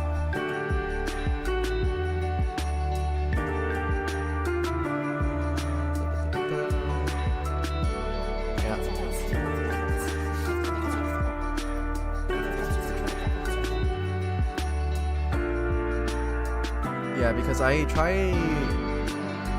because I come from a largely, like an extremely largely technical background. So I try to rationalize a lot of stuff with logic and reasoning. Sometimes I try to take it a little bit too far. But in a lot, yeah.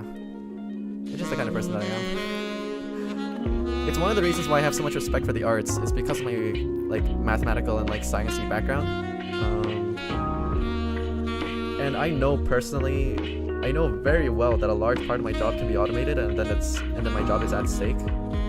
I know that much, which is why I have so much respect for people in the arts that can basically draw, compose, create, which is why I want to be a part of it, because they bring out like the human part of it, you know, with like being able to freely express your emotions and stuff like that. Did you look at the Yeti in the ice room? Oh, I didn't. I should do that. Decorate.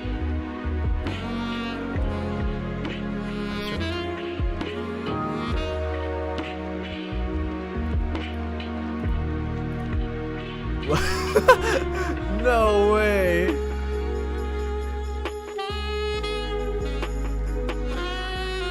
Wait, that's so good. Oh, now I have to check out. It's so big. Okay, now I have to check out the other ones too. Wow. Trouserfish? It's in a water bowl. earlier. This thing's adorable too. Kitten Plunk. Wait, this thing looks so different from the sticker. This is better. I wonder if it's because of the shader. Yeah, but the Yeti is nice. Thanks for telling me about that one. Blockfish. Oh, there's a little flip too. What about this frog? Froggy. Wait, it moves. That's one big fluffy boy. Wait, today's Wednesday. How fitting. It is Wednesday, my dudes. Yeah, I forgot that it's Wednesday. Wow, how fitting. And I believe I've seen this one already. Yeah, I did. Okay. Yeah, I want to go back to the Yeti. The Yeti is really nice. Yeah, that is definitely one big floofy boy.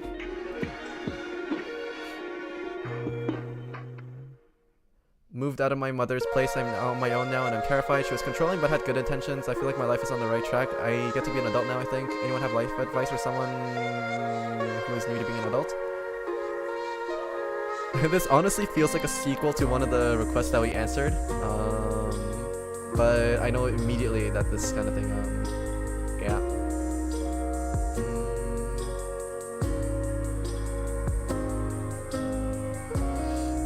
Hey, see?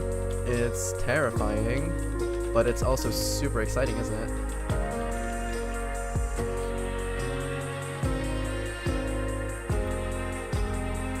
I think you should just make a list.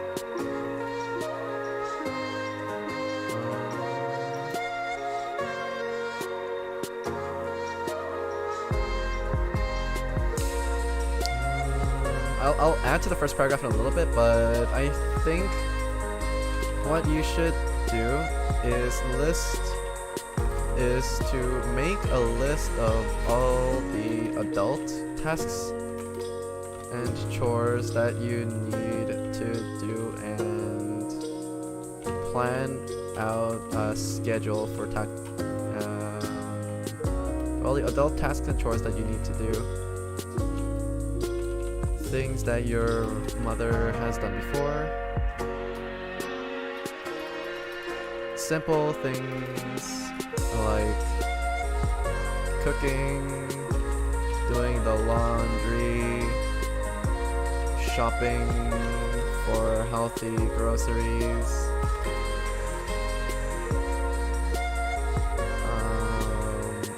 etc.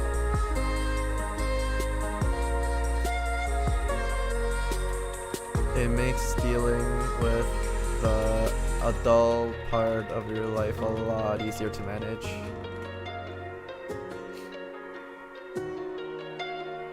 And any free time you have left is up for you to spend however you want.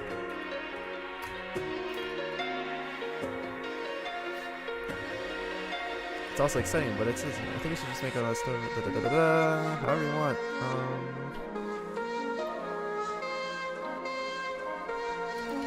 Just be sure not to waste all your money.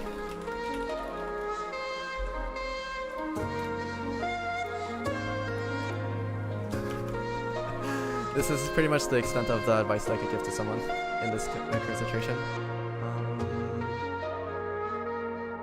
What kind of sticker would be right for this?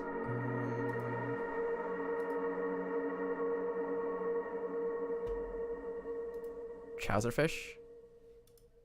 I think trouserfish is actually surprisingly fitting. Look at it, it's so smug.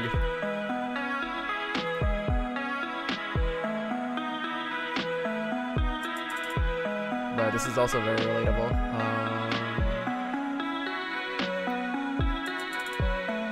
Yeah, it's relatable because I was kind of in a similar situation when I moved out for university.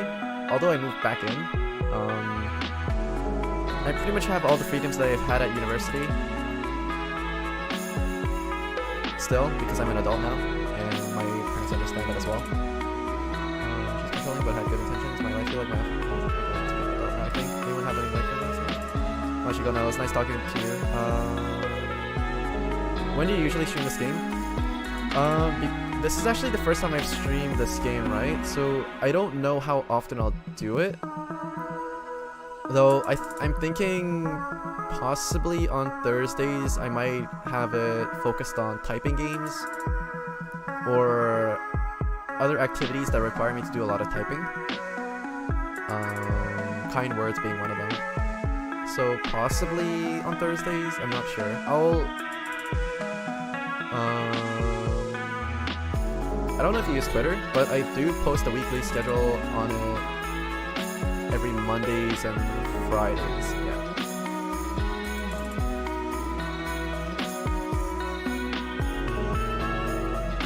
I also try to update my channel loading page to show what my schedule is, but yeah, I don't really have a fixed schedule right now because I'm still new to content creation.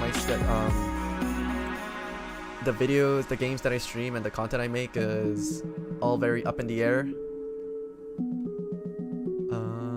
So yeah, the best answer I could give you is sorry, but I don't really know.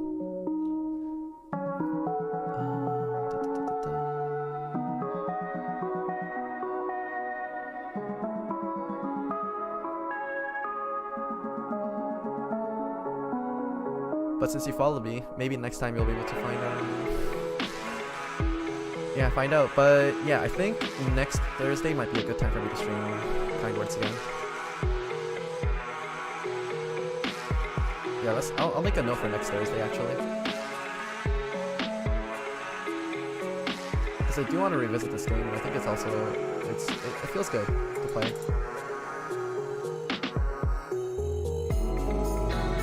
But yeah, thanks for dropping by, Cat, and I hope to see you later. Yeah, I typically stream from 8 PM to 11 PM EST, so 5 PM to 8 PM PDT. So hopefully I'll see you around in some of my future streams. I don't always play games like this. I actually play games like Minecraft and Apex Legends, but yeah, I just wanted to try to change my pace a little bit.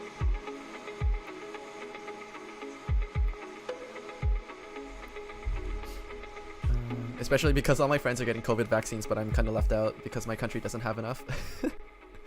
Yeah, I'm probably gonna have to wait a couple months for mine. Be sure not to waste all your money.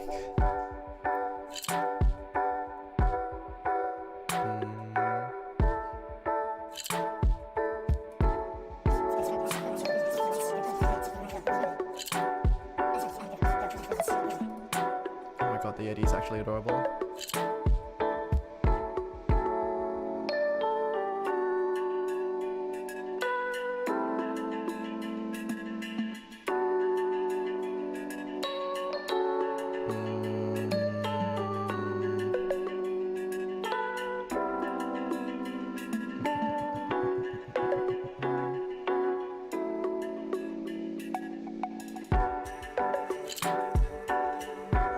This person got friend zoned.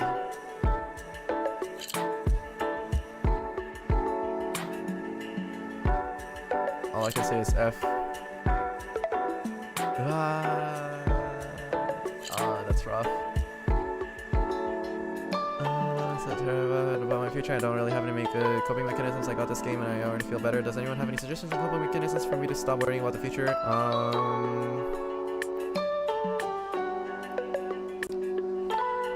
Okay, so to reiterate, I'm just so terrified about my future and I don't really have any good coping mechanisms. I got this game yesterday, and I already feel better. Does anyone have any suggestions on coping mechanisms for me to stop worrying about the future? This is actually such a tough uphill mental battle. But once you manage to convince yourself that you shouldn't worry about anything that you have no control over, your life becomes a whole lot more stress-free. A whole lot more.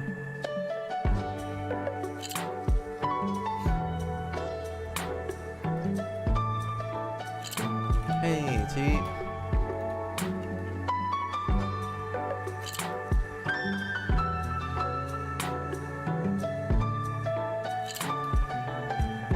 It's nice that you found this game.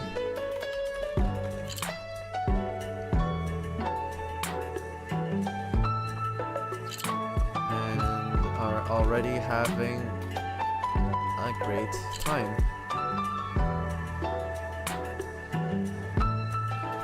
For me, it was a very difficult uphill battle, mental battle, in trying to convince myself,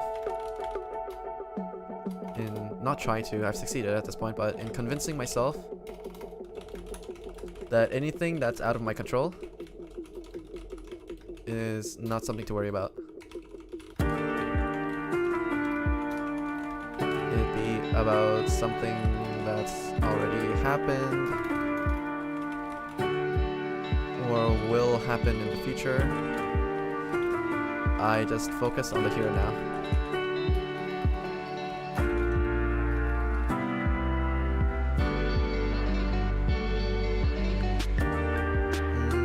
It's nice that you found the game and are already having a great time.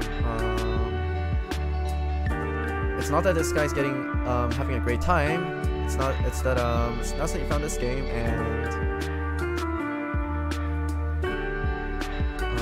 it's nice that you found this game. It's the fact that not only did this guy find this game, but this is one of his coping mechanisms that obviously works.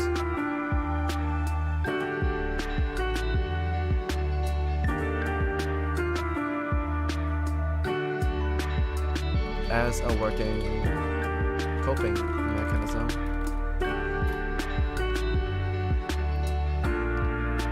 For me, it was a very difficult uphill mental battle in convincing myself that anything that's out of my control is not something to worry about, whether it be about something that's already happened or will happen in the future. I just focus on the here and now.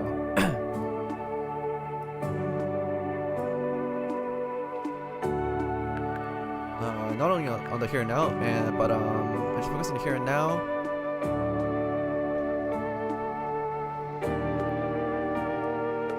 And what I can do from now on.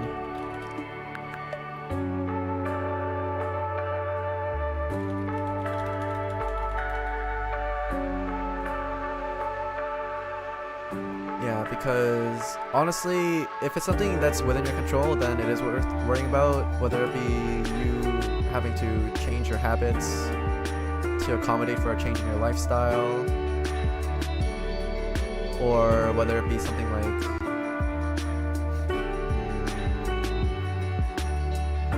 or whether it be just being anxious of the inevitability of something.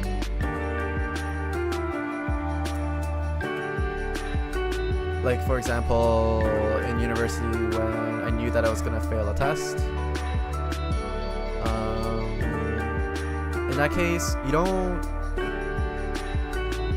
once you know that you've basically failed a test, you don't worry. You shouldn't worry about what the results are gonna be, is what I'm trying to say.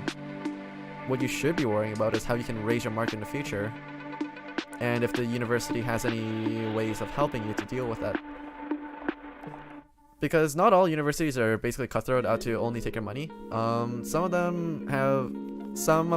departments, some professors are genuinely out there to just basically help you. So if you ask for help, there is a good chance that you might actually get it.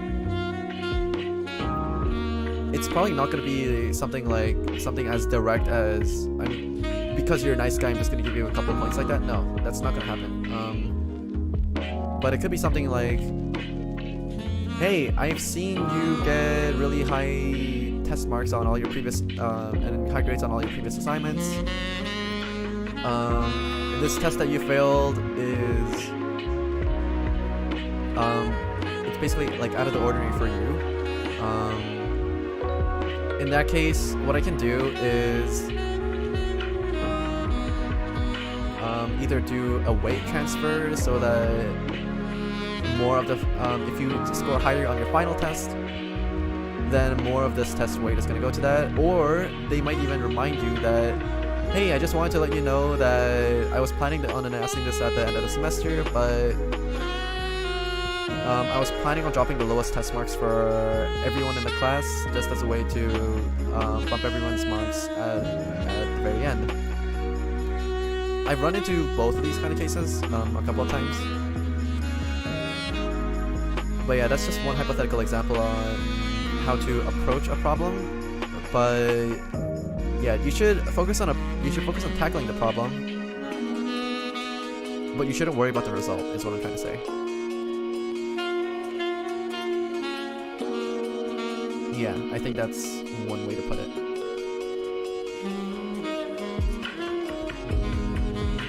I'll send the deer.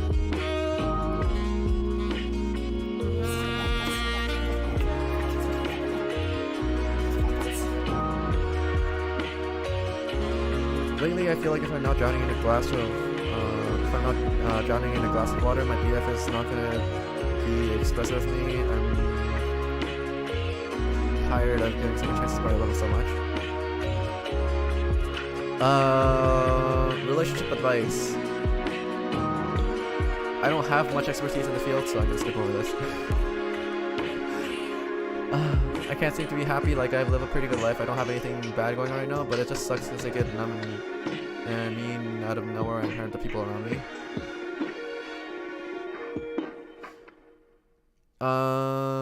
In cases like this, I'm not sure if this is fitting enough to make a letter for, but this is a prime case of where someone needs to basically take a step back and appreciate the little things in life. Even though it doesn't, as preachy as it may sound, or as much of a fairy tale situation as it may appear to be, taking a step back and appreciating the little things around you is definitely one way to tackle this problem. I think it's the best way, honestly. I can't seem to be happy. It's because this person isn't actively looking for reasons to be happy. We're not going to be living lives where we can basically win lotteries every day, get promotions every day, make new friends every day. We don't live lives like that. So in order to deal with I can't seem to be happy, what we honestly have to do is honestly just make situations where we're happy. But it's not like I'm telling you to make situations where you're happy where you're basically just forcing yourself to have dopamine rushes over and over again. It's not quite like that. It's just that there's so many little things around us that we just take for granted and don't appreciate properly. Like I live a pretty good life, but I don't have anything bad going on right now. See, exactly, this is the problem. But it's a pretty easy trap to fall into, honestly. But I don't have anything bad going on right now.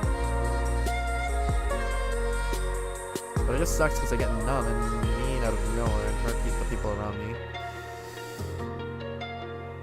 As for the getting numb and mean and hurting people out of nowhere, I think that's just...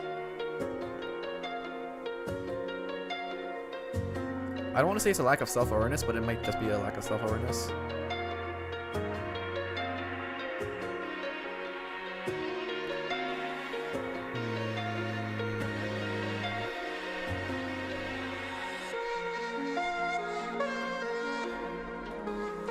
But I think I can reply to the first part of this.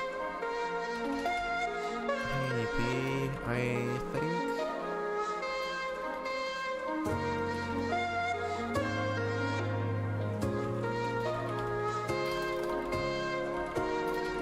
I can relate to your post too. I also live a pretty decent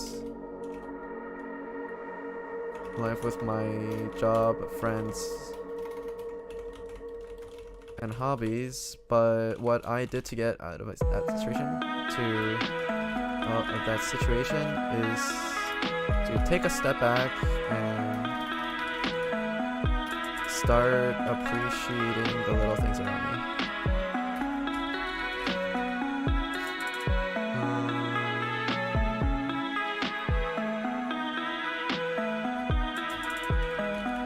We don't lead lives where we can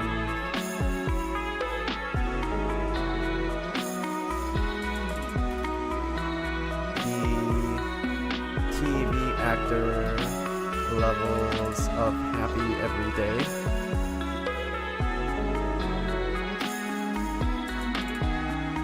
So it's important to appreciate the little things.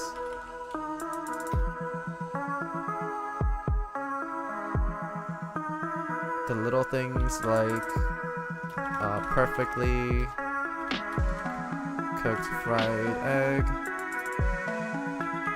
or toast. The bus arriving right on time. Or short queue times in online games. Kinda like that. I can relate to your problems too. I also live a pretty decent life with my job friends and hobbies, but what I personally did to get out of that situation is to take a step back and just start appreciating the little things around me. We don't lead lives where we can be TV actor levels of happy every day, so it's important to appreciate the little things like a perfectly good fried egg or toast, the bus arriving right on time, or short queue times in online games. So yeah, it's better to just take a step back and to just appreciate the little things in life, you know? And to be thankful for the people around us. So for something like this, I want to add the cat.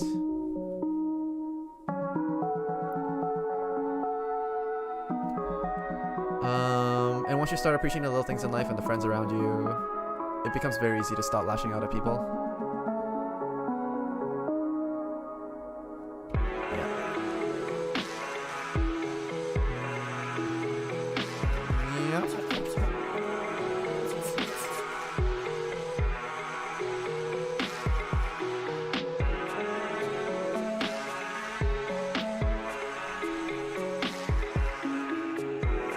I've been experiencing a minor nuisance, getting a grip of opportunities that are slipping my fingers. I can't seem to let go of professional workshops I want to attend, but they're all waitlisted. I could be helping people quicker and saving money. Honestly, wake up earlier and sign up earlier. I despise my stepfather buying materialistic things that he doesn't need to use anymore when he goes through phases like golfing, and yet he wonders why you don't have enough money to get a house and have to live in a small trailer park with little space.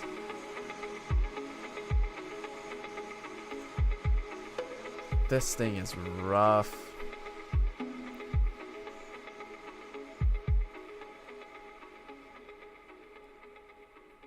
And especially if... yeah, I don't know how to reply this one. I'll go over to the next one. My favorite composer is done making music due to health being awful for years now. Happy sad. I did... oh no, I didn't reply to this one. Because I wanted to check some settings. I forgot about this one.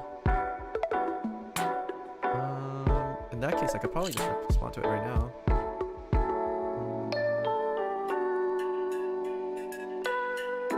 No, but she already knows what I'm about to say.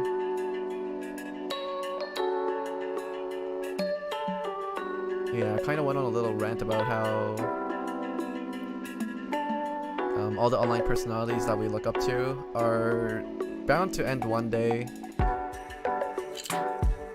no matter how big or small they are. So it's important to appreciate them for the here and now.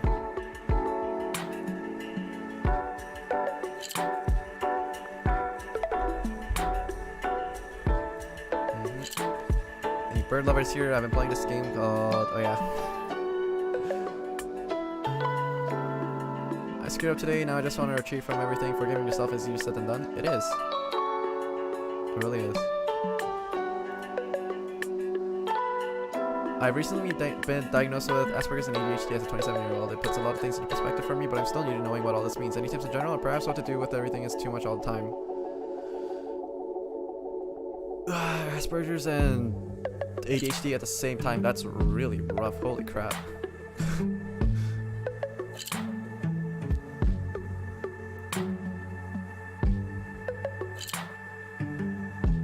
Any tips in general, or perhaps with what to do when everything is just too much?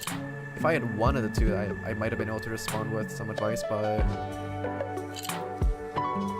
yeah, it's a field that I have too little expertise on, so I'm gonna have to skip over that one too. Due to home issues in my life, I've never really had an actual job before. Living in a home with a single mom and an autistic sister, I've never been able to have that. I help out my family so much, but I'm 24 years old now and I feel like such a failure and degenerate.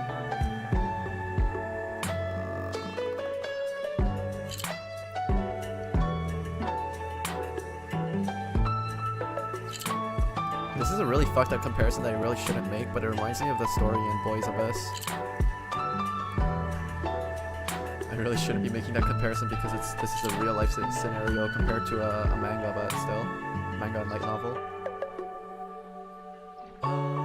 Had an actual job before, living in a home with a single mom and autistic sister. I'd never have been able to have that. I help out my family so much that I'm 24 years old now and I feel like such a degenerate failure.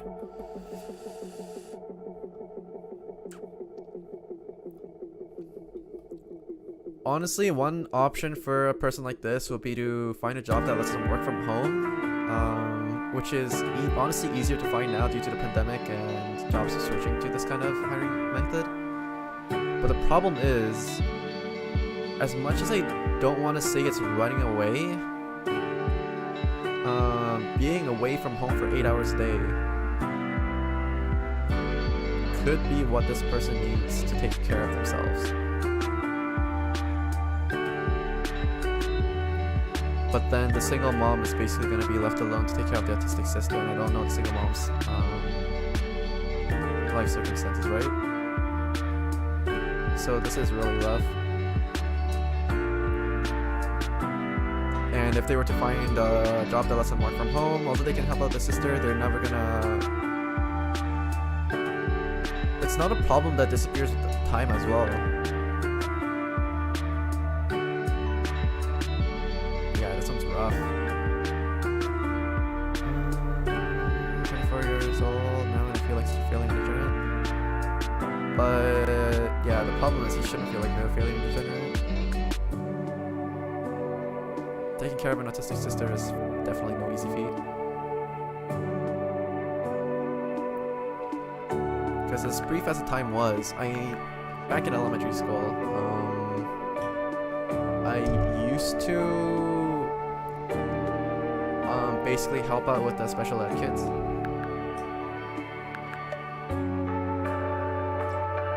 Though as an elementary schooler, your job is mostly just being there to basically solve puzzles and talk and listen to them, maybe build some things with building blocks, stuff like that.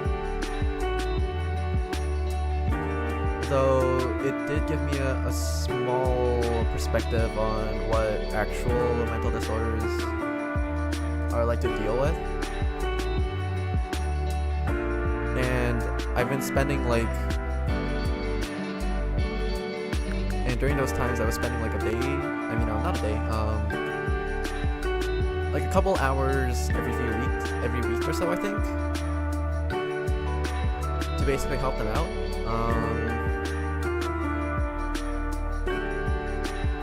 But yeah, compared to a couple of hours I was helping out a week, this person has to deal with it 24/7, and it's not a task that they can just drop and leave as well because it's family.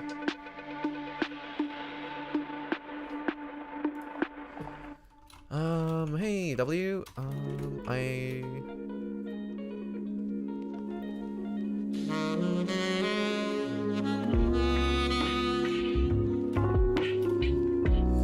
know how easy it is to think. It's not.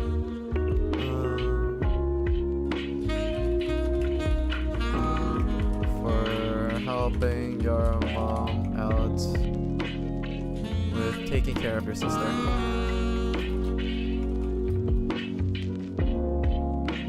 My experience when it comes to working with autistic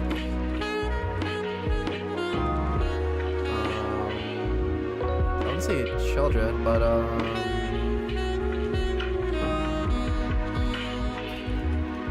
couple hours a week during elementary school, but I was mainly playing with them or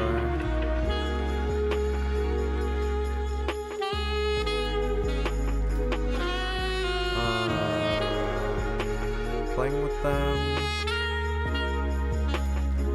I was mainly just playing with them.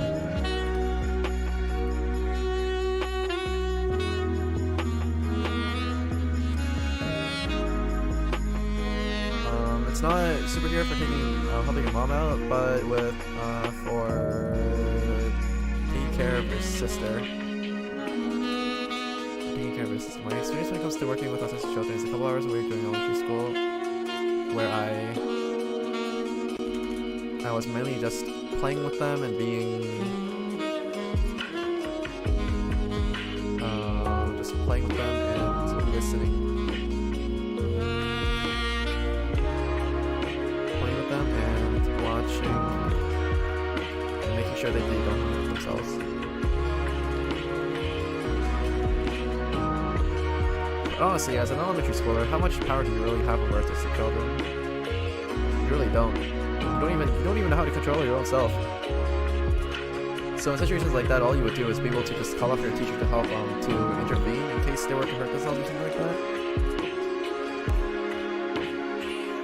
But when it comes to this person, they are the teacher that has to take care of them. So I honestly can't imagine the amount of stress that they would be having to deal with a situation like this.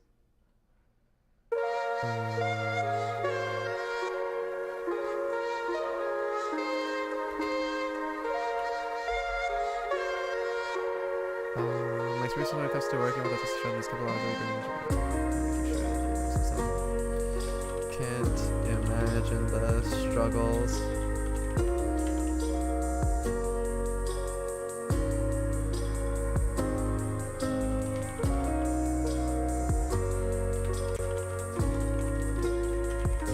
Because even with my experience, I was only dealing with them because I was only kids at their highs and never their lows.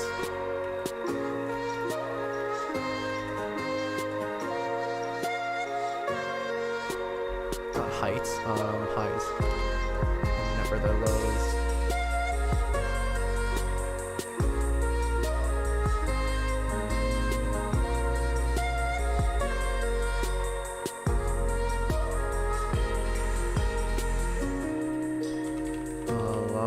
Stronger than you think you are.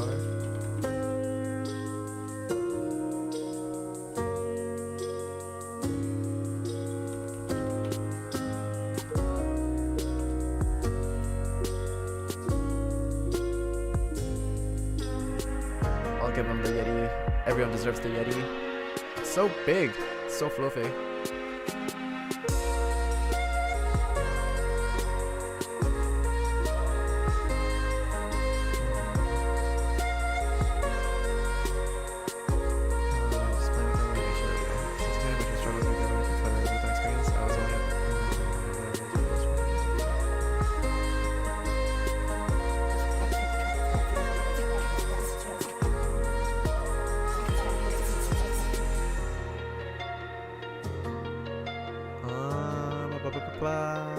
I think I'll have time for like oh,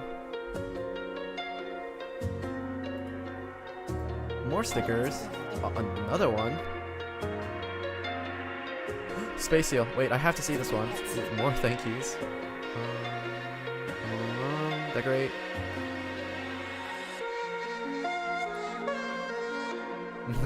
Okay. I want to see a space seal. Yeah, here it is. Whoa. So can I just click on it?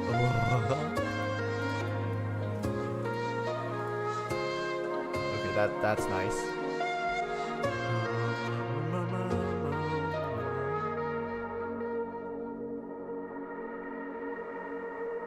Which is an on and off switch for my brain side. I mean, that's kind of like sleep for me, isn't it? That feels like sleep to me. Any tips on how to live a fulfilling life with low intelligence? There's a lot of additional challenges in life while by thinking poorly. I struggle where a lot of others don't. I will never likely achieve my goals. It's pretty rough and I need something to help coping and coming to terms with the problem. Scheiße. I can't deal with this either. How's everyone doing? Come on, man. I can't remember the last time I was happy the past year.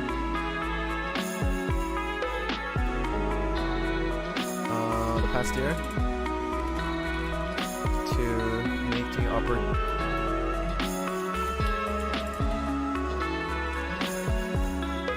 it's time to make happy new happy this year.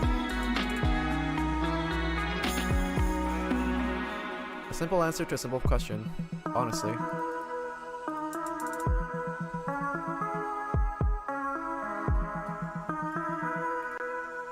short and to the point.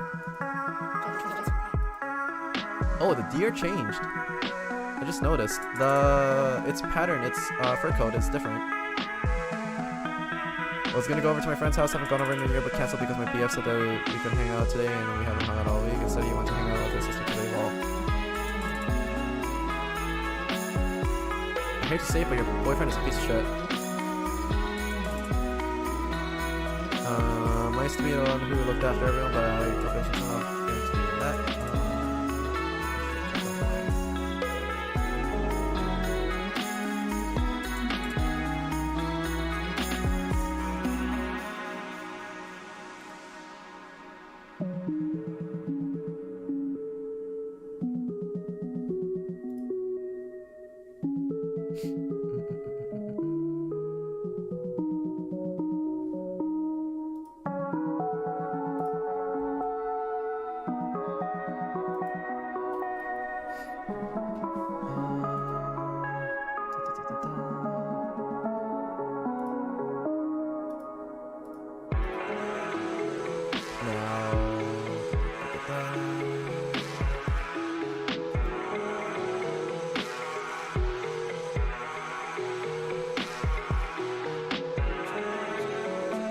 Yeah, it's a lot easier to take care of others.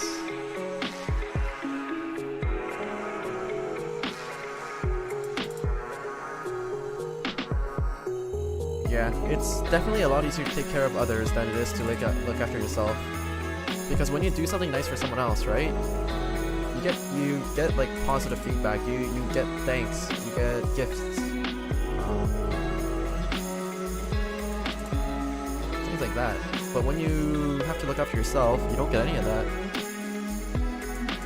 You know you have to do daily exercise, but you don't see the results of that immediately. You don't get any instant gratification.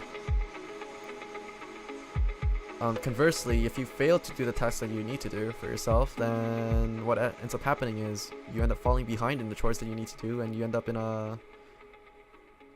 in somewhat like a negative spiral. Whereas if you were to help someone else, or if you were to ignore someone else's help, please, etc., then they'll find someone else to do it for them at no personal cost to you. But if you don't take care of yourself, there is a direct personal cost to you. So that's why taking care of others is a lot easier, because you're a lot more motivated to do it than you are to take care of yourself.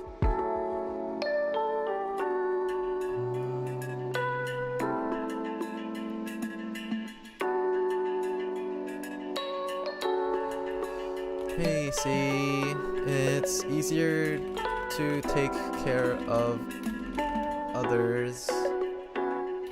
I also thought that it's easier to take care. That it's easier to take care of others because when I do, I receive gifts, I receive thanks, gifts, and I get to see their happy faces. Whereas when it comes to self-care, I found that it tends to be a pretty thankless job.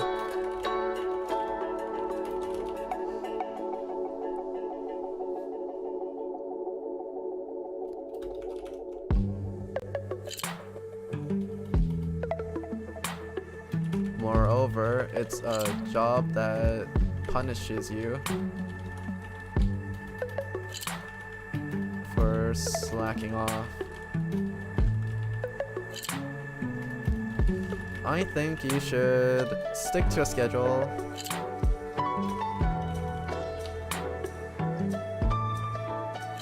and keep lists of things you need to do and tackle them one at a time at a pace you're comfortable with. Time at a pace you're comfortable with.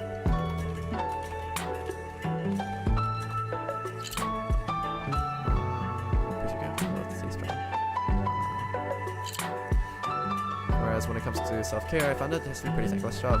Moreover, it's a job that punishes you for slacking off.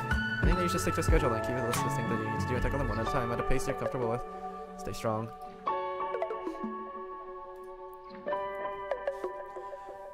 Yeah, it's definitely a lot easier to help others if you think about it that way. Because you get positive reinforcement every time you help someone else. But when you do something for yourself, like when you do your chores, when you eat healthy, when you go exercise, you don't get the instant gratification from any of that. Nobody's gonna thank you for working out. Nobody's gonna thank you for doing your own chores. Nobody's gonna thank you for working out. But you still need to do it.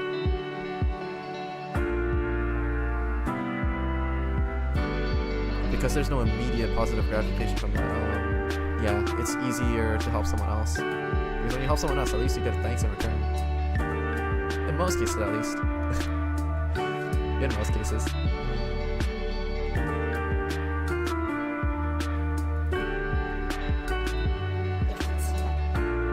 But yeah, I think that's really important. I feel sad and alone. I lost my grandma this week and I don't know how to cope with that. I've personally never lost a family member yet too, although sadly I might be in a similar situation as this in the future.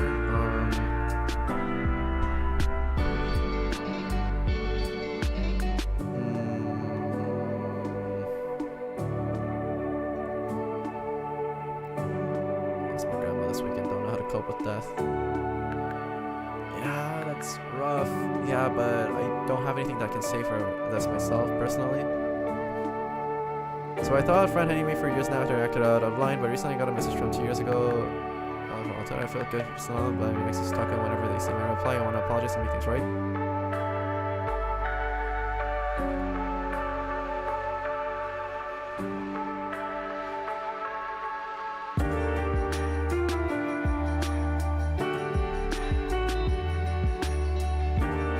Honestly, if it's been 2 years, the friend most likely forgot about what they're angry to begin with. Do you even remember what you ate yesterday? That's more of a jokey take on things, but yeah, it's true. You physically, literally cannot stay angry at something for 2 years in a row. It's literally impossible unless you keep reminding yourself of the problem over and over again, which is a totally different, unhealthy mindset that shouldn't be a thing to begin with. So while it's possible, yeah, humans generally don't tend to stay angry that long. I forgot what the actual number was on average, but I'm pretty sure it was like less than a week where you could be genuinely angry at something.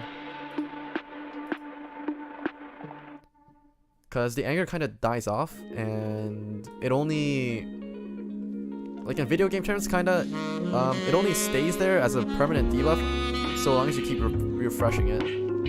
So long as you don't keep refreshing that debuff on yourself, yeah, you won't stay angry for 2 years in a row. So a situation like this, but I recently found a message from 2 years ago on my old Twitter. I felt guilty for so long, but I'm just anxious to talk to them whenever they see my reply. Hey D, I'm just gonna be straight. No, I shouldn't be. I'm just gonna be straight with you. No, that's not it.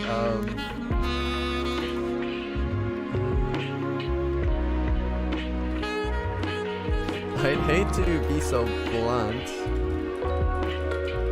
but after 2 years, I'm sure your friend isn't even close to angry anymore.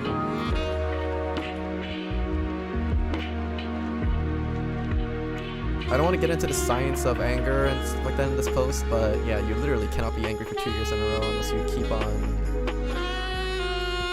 making yourself angry over and over again repeatedly. But that's a bad lifestyle habit, and that's something that shouldn't happen in the first place. Something to avoid for sure. After 2 years, I hate to be so blunt. No, this is unnecessary. After 2 years, I'm sure your friend isn't even close to angry anymore.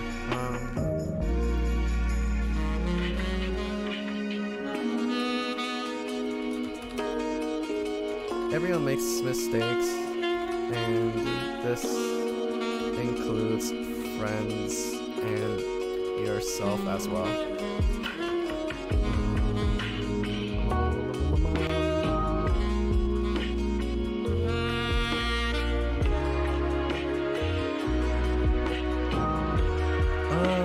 Because the problem right now is, I mean, it's not really a problem. They just have to make the first step and just reply back.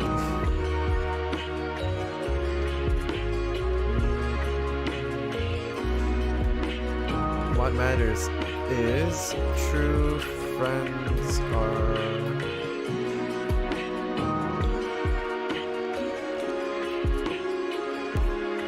ready to reconcile after a fight.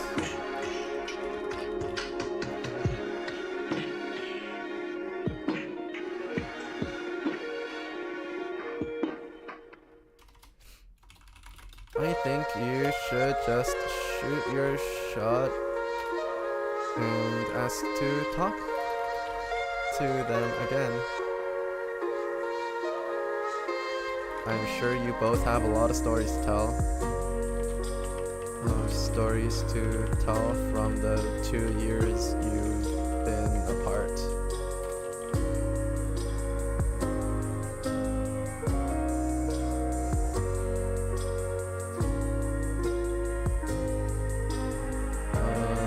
Everyone makes mistakes, and this includes friends and yourself as well. What matters is true friends are always ready to reconcile after fight. I want to send a hug. Yeah, this one is definitely hug worthy. So to reiterate, I thought a friend hating me for years now after I acted out of line, but I recently found a message from 2 years ago on my old Twitter. I felt guilty for so long, but I'm just anxious to talk again whenever they see my reply. I want to apologize and make things right. And my response is, hey D! After 2 years, I'm sure your friend isn't even remotely close to angry anymore. Everyone makes mistakes, and this includes friends and yourself as well. What matters is, true friends are always ready to reconcile after a fight. I think you should shoot your shot and ask to talk to them again. I'm sure you both have a lot of stories to tell from the 2 years you've been apart. I think that's about as good as it gets.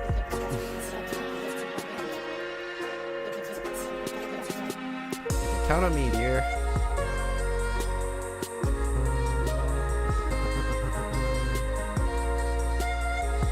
You ever feel pretty okay and then read one thing on social media and suddenly you're like, never mind, everything is terrible? It scares me that my good moods are that volatile.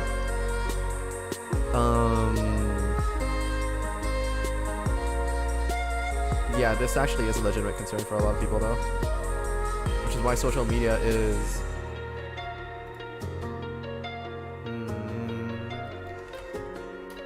Hey, A. I just wanted to remind you that social media tends to highlight only the highest and lowest, highest highs and lowest because nobody wants the boring mediums.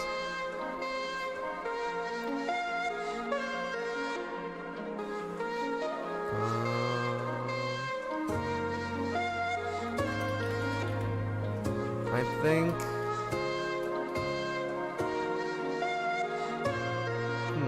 how to lay this down gently. I don't want to tell them to quit social media because that thing is like pretty much impossible to do nowadays. Like even though I stay away from Facebook, I still end up spending a ton of time on whatchamacallit, Reddit. So it's not something I can avoid either. It's just that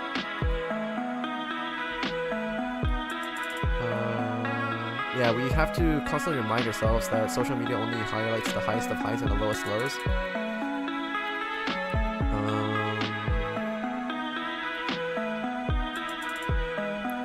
I think for your own mental health,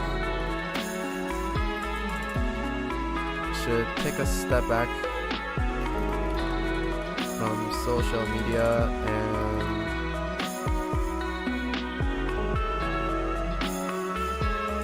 this is too preachy. Personally, the way I dealt with this problem was to take a step back from social media and to start appreciating the little things more in life.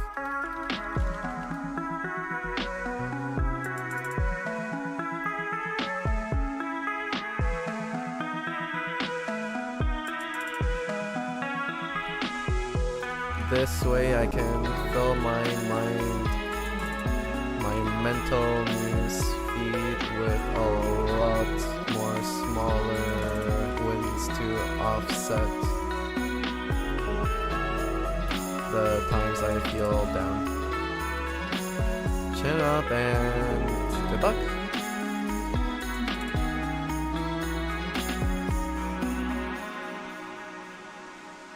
Chin up and stay strong, I guess. Not good luck. This has nothing to do with luck. This is all a mental battle.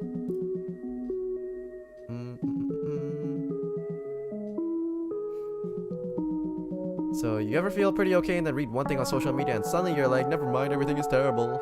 It scares me that my good moods are that volatile. So my response to that is, hey, I just want to remind you that social media tends to highlight only the highest highs and lowest lows, because nobody wants the boring mediums. Nobody wants... like, nobody reads, I guess. Nobody reads the boring mediums. I wonder if I have space to highlight these. I don't. Because nobody reads the boring mediums.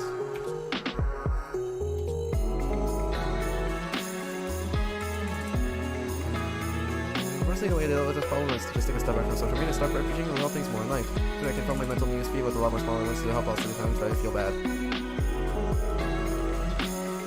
Down, chin up, and stay strong. Yeah, I don't really need to put these in quotation marks. I'm sure the point is, they got the point.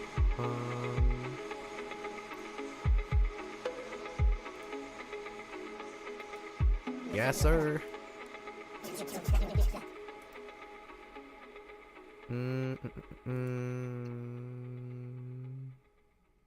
On school, I had a group of friends, and they talked to me more when we were at school. And when I was at home, they texted me. Most of the messages were about school stuff, but between them, they always text each other to talk about other things. I don't know. That's weird.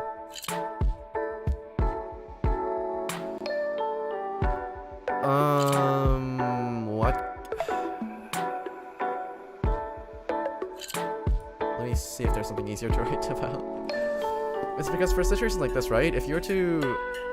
like, I don't want to send out a message talking about this one because this one is kind of touchy, but for anyone that might be listening, whether now or in the future, in a case like this, I would suggest... I don't want to just say jump to making new friends because that's like the last resort. And even when you make new friends, I'm not saying you should throw your old ones away. No, that's not what I'm talking about. But the first thing you should try to do is try to get more involved with other out-of-school activities. Actually, maybe this is worth replying to. Hey, E.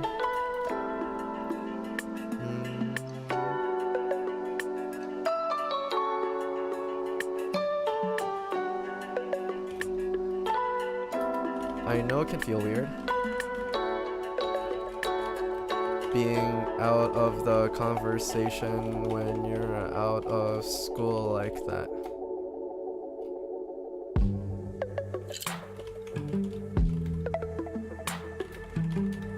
Feeling out of the conversation when you're not with them in person. Although it can feel like you're third wheeling.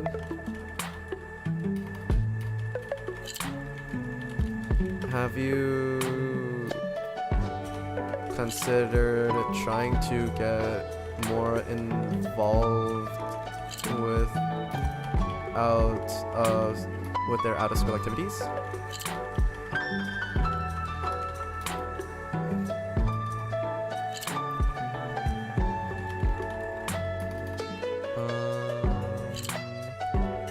Because this thing is important. Having friends in school. And it's not just important to have friends in school, it's important to have friends to talk to outside of school to basically deal with your own emotions and stuff like that.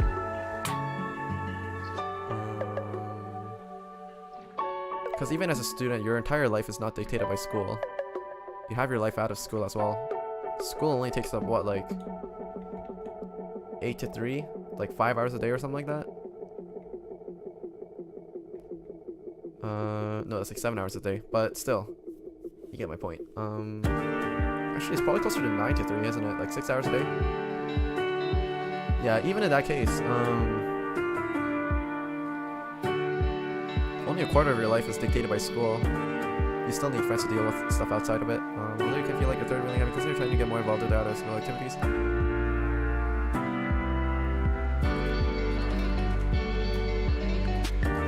They might have misunderstood you and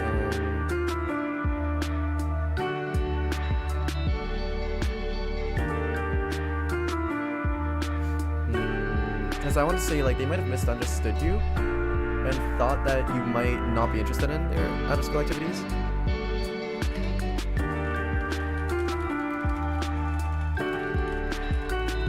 And that kind of stuff.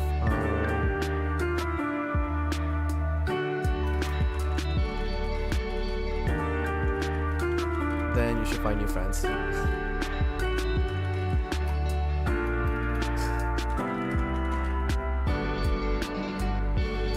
This, like,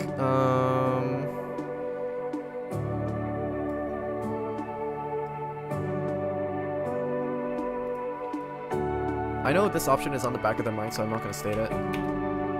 It sounds too aggressive to begin with. And I can feel weird being out of the conversation when you're not.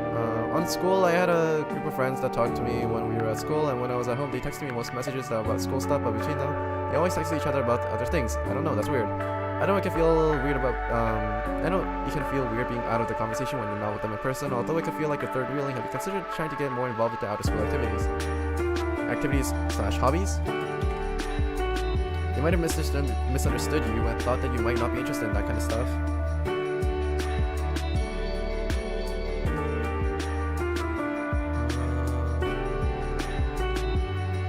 Because I'm pretty sure in this case, this is a misunderstanding because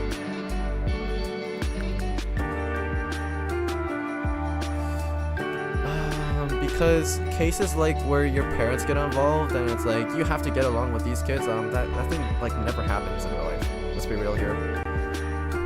Unless you're like filthy rich or something like that. But most cases they're not. But they might have misunderstood you. I think the most common thing is misunderstanding. Because even for myself, when I was in school, I was kind of in a similar situation as this, where I ended up getting alienated away from a lot of my elementary school friends because I didn't really have the money to go out and eat with them frequently, so I stopped receiving invitations even when I did have the money to hang out with them, I guess.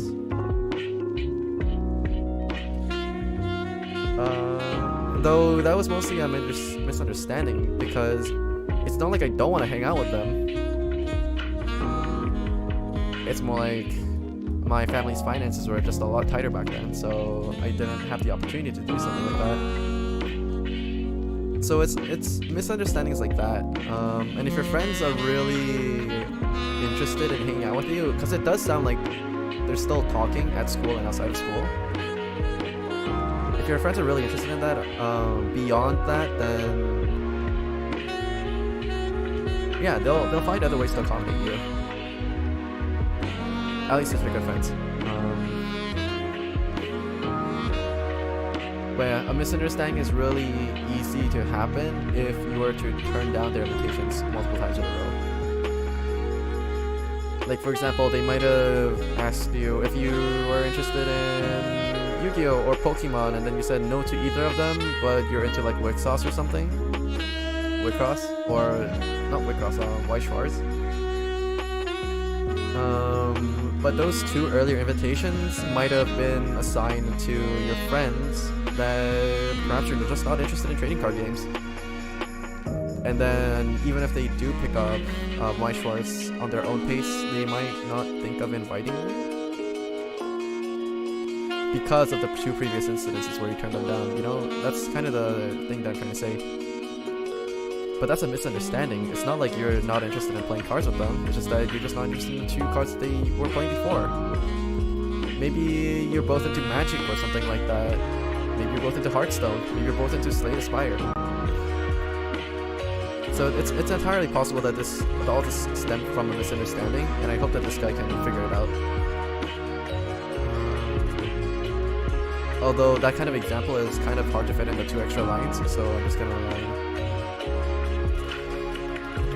try talking it out with them, or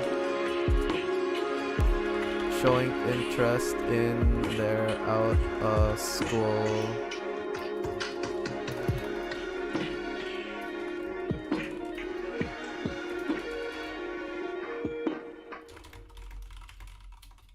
Maybe they just don't know.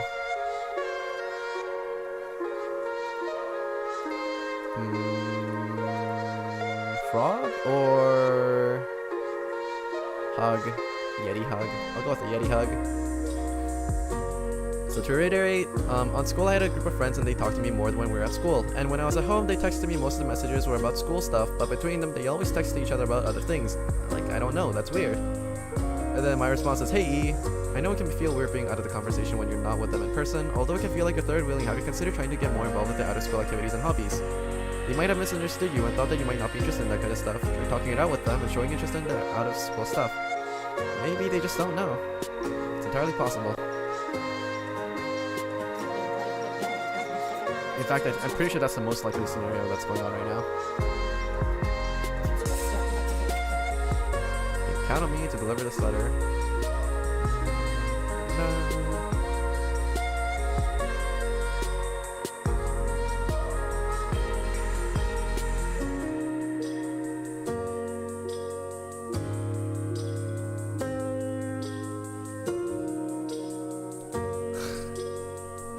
If you try to fail and succeed, then which have you done? Why is it that when the rain drops but snow falls?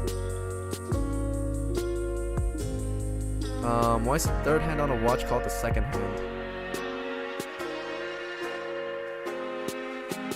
I feel like I'm talking to Leighton here or something.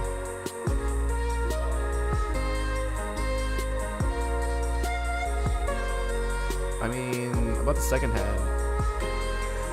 I'm pretty sure the third question here actually has like a scientific reason behind it, and it's not just because it's we call the first one beyond the reason why we call it the hour hand, the minute hand, and the second hand. But the reasoning behind why the word second is used to measure seconds is, I'm pretty sure there's a scientific, not scientific, but a historical meaning behind it. Why is it that rain drops but snow falls? I think I don't know why I'm fussing over this one. Rain drops.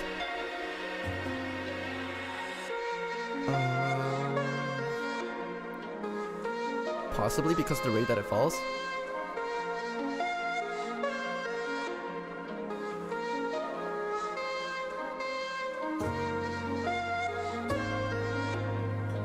Because raindrops fall a lot faster than snow does.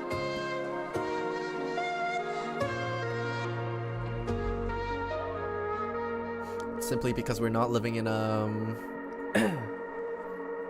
world where there's no such thing as air resistance or something like that, where only gravity affects at the rate in which things fall. We don't live in that kind of a perfect world, so yeah. Rain drops, but snow falls slowly. Snow falls slowly.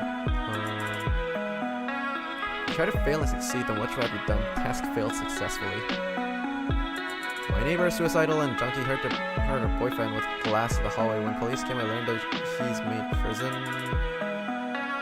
I don't know if I have to demand to eject her. Okay, let me read this again. My neighbor, suicidal and junkie, hurt her boyfriend in the hallway. When police came, I learned that he's made prison.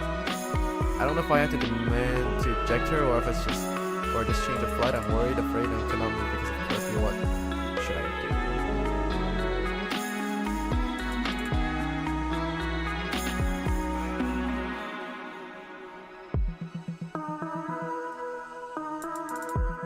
Okay, so the neighbor, the female, hurt her boyfriend with glass in the hallway.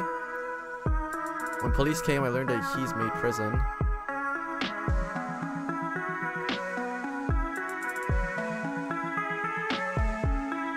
This person's life is way wilder than I expected. So they're both basically criminals.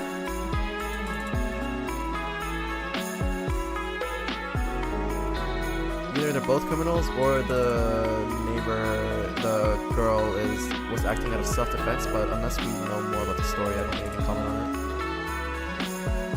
I don't know if I have to demand to eject her or change the flat. I'm worried, afraid, and can't move because of curfew. What should I do?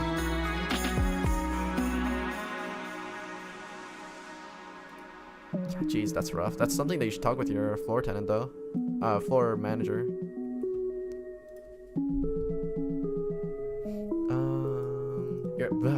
Wrong words for both times. Landlord. That's the right word. Because there's no way an incident like that goes under the landlord's radar. My favorite composer is done making music and I think we looped around back to the beginning. I really like this guy, but he's on another continent and COVID is happening. It's very distressing. Sometimes I wish I could find a closer to be interested in, but I really like him, but the interest lacks, so I don't really want to commit to being a GF. Honestly, in a case like this, you have to really wonder if you're in love with the person or if you're in love with the idea of being in love.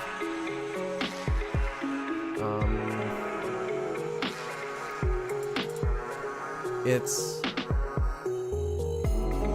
like, I'm not sure how I can better explain it, but if you take the time to think about what I meant by whether you're actually in love or in love with the idea of being in love, there's quite a few people out there that would realize that they're in the latter party and are hurting themselves unnecessarily. Like, one extreme case of someone that's in love with the idea of being in love would be something like, would be like that one friend that says that they basically found the love of their life. And then once they break up with them, they find another love of their life extremely quickly right after the first one. Those kind of people, if you're super quick to move on from one person to the other, and think that they're like the perfect match for you, there is a chance that you might be diagnosed with a case of in love with the idea of being in love, in which case I can only offer my condolences.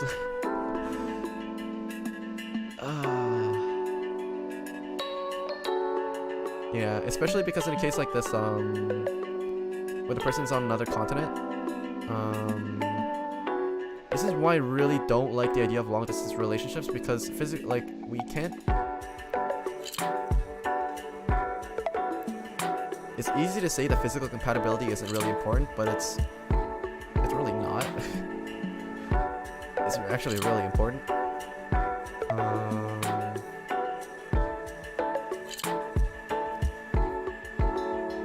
Yeah. I think this one might be the last one that I respond to today. I don't like this guy, but he's on the continent and COVID is happening. It's very but I don't want to call this person out for the possibility of being in love with the idea of... no, I think even if I get banned from this platform, I think I should be mentioning it. Sometimes I wish I could find a closer person to be interested, but I really like him, but the interest wax and ways, so I don't really want to come into being a GF.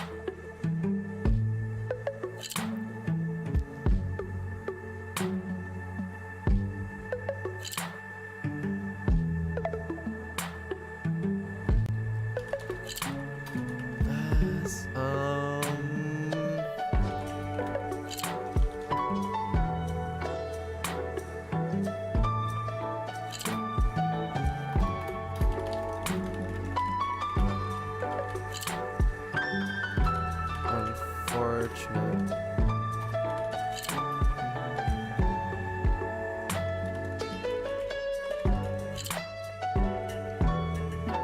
Are getting in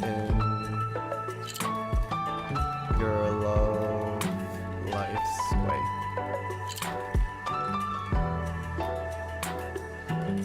That it's...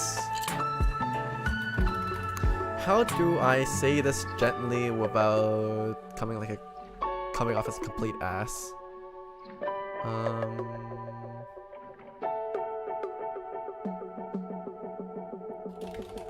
Just wanted to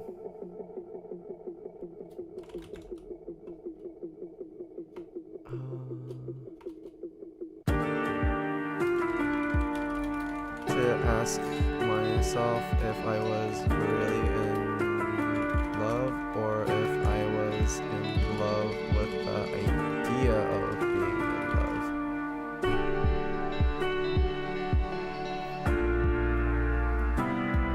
I've been in a similar situation in the past, but I had to ask myself if I was really in love, if I was in love with the idea of being in love.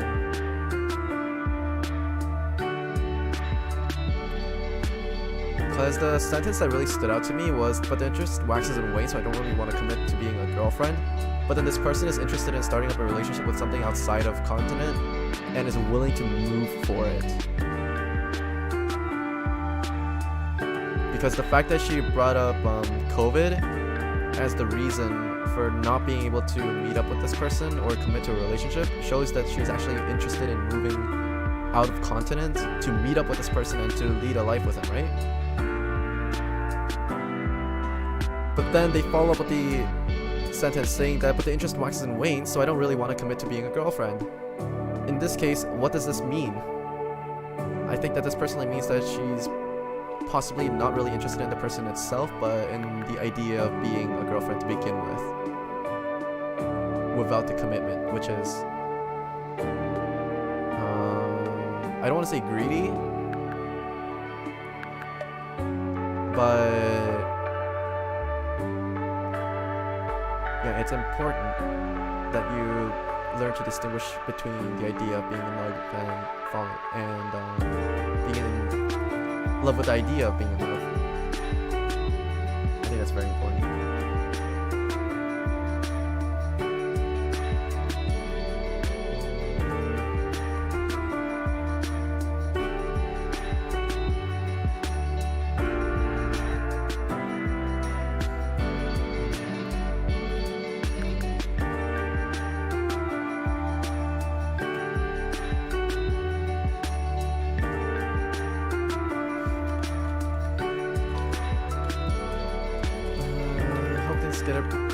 Get better for you. Well, this is a relationship where rough and it's unfortunate the current times of getting your level. So yeah, it's been a familiar situation, some situation in the past. But I asked myself if I was really in love with the, or if I was in love with the idea of being in love.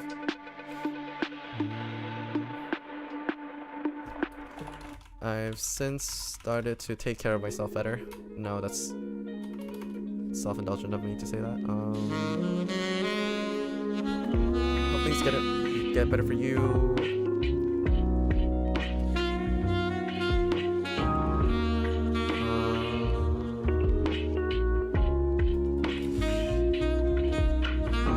And your friend, not boyfriend, friend.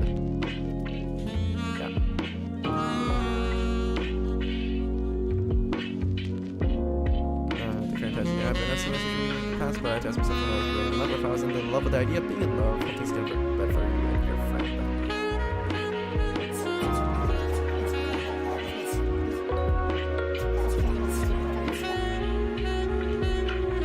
And with that, I think I'll be done for today.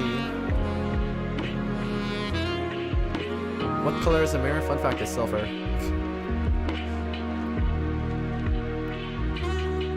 There's like a silver reflective surface that is behind like a flat pane of glass. So if you wanted to honestly make your own mirror, you can honestly just do the same thing with like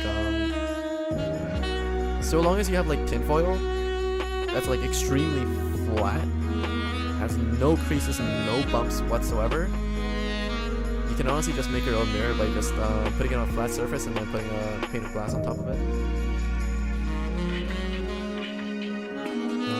Try and fail and see which one. This guy is sending riddles left and right. So yeah.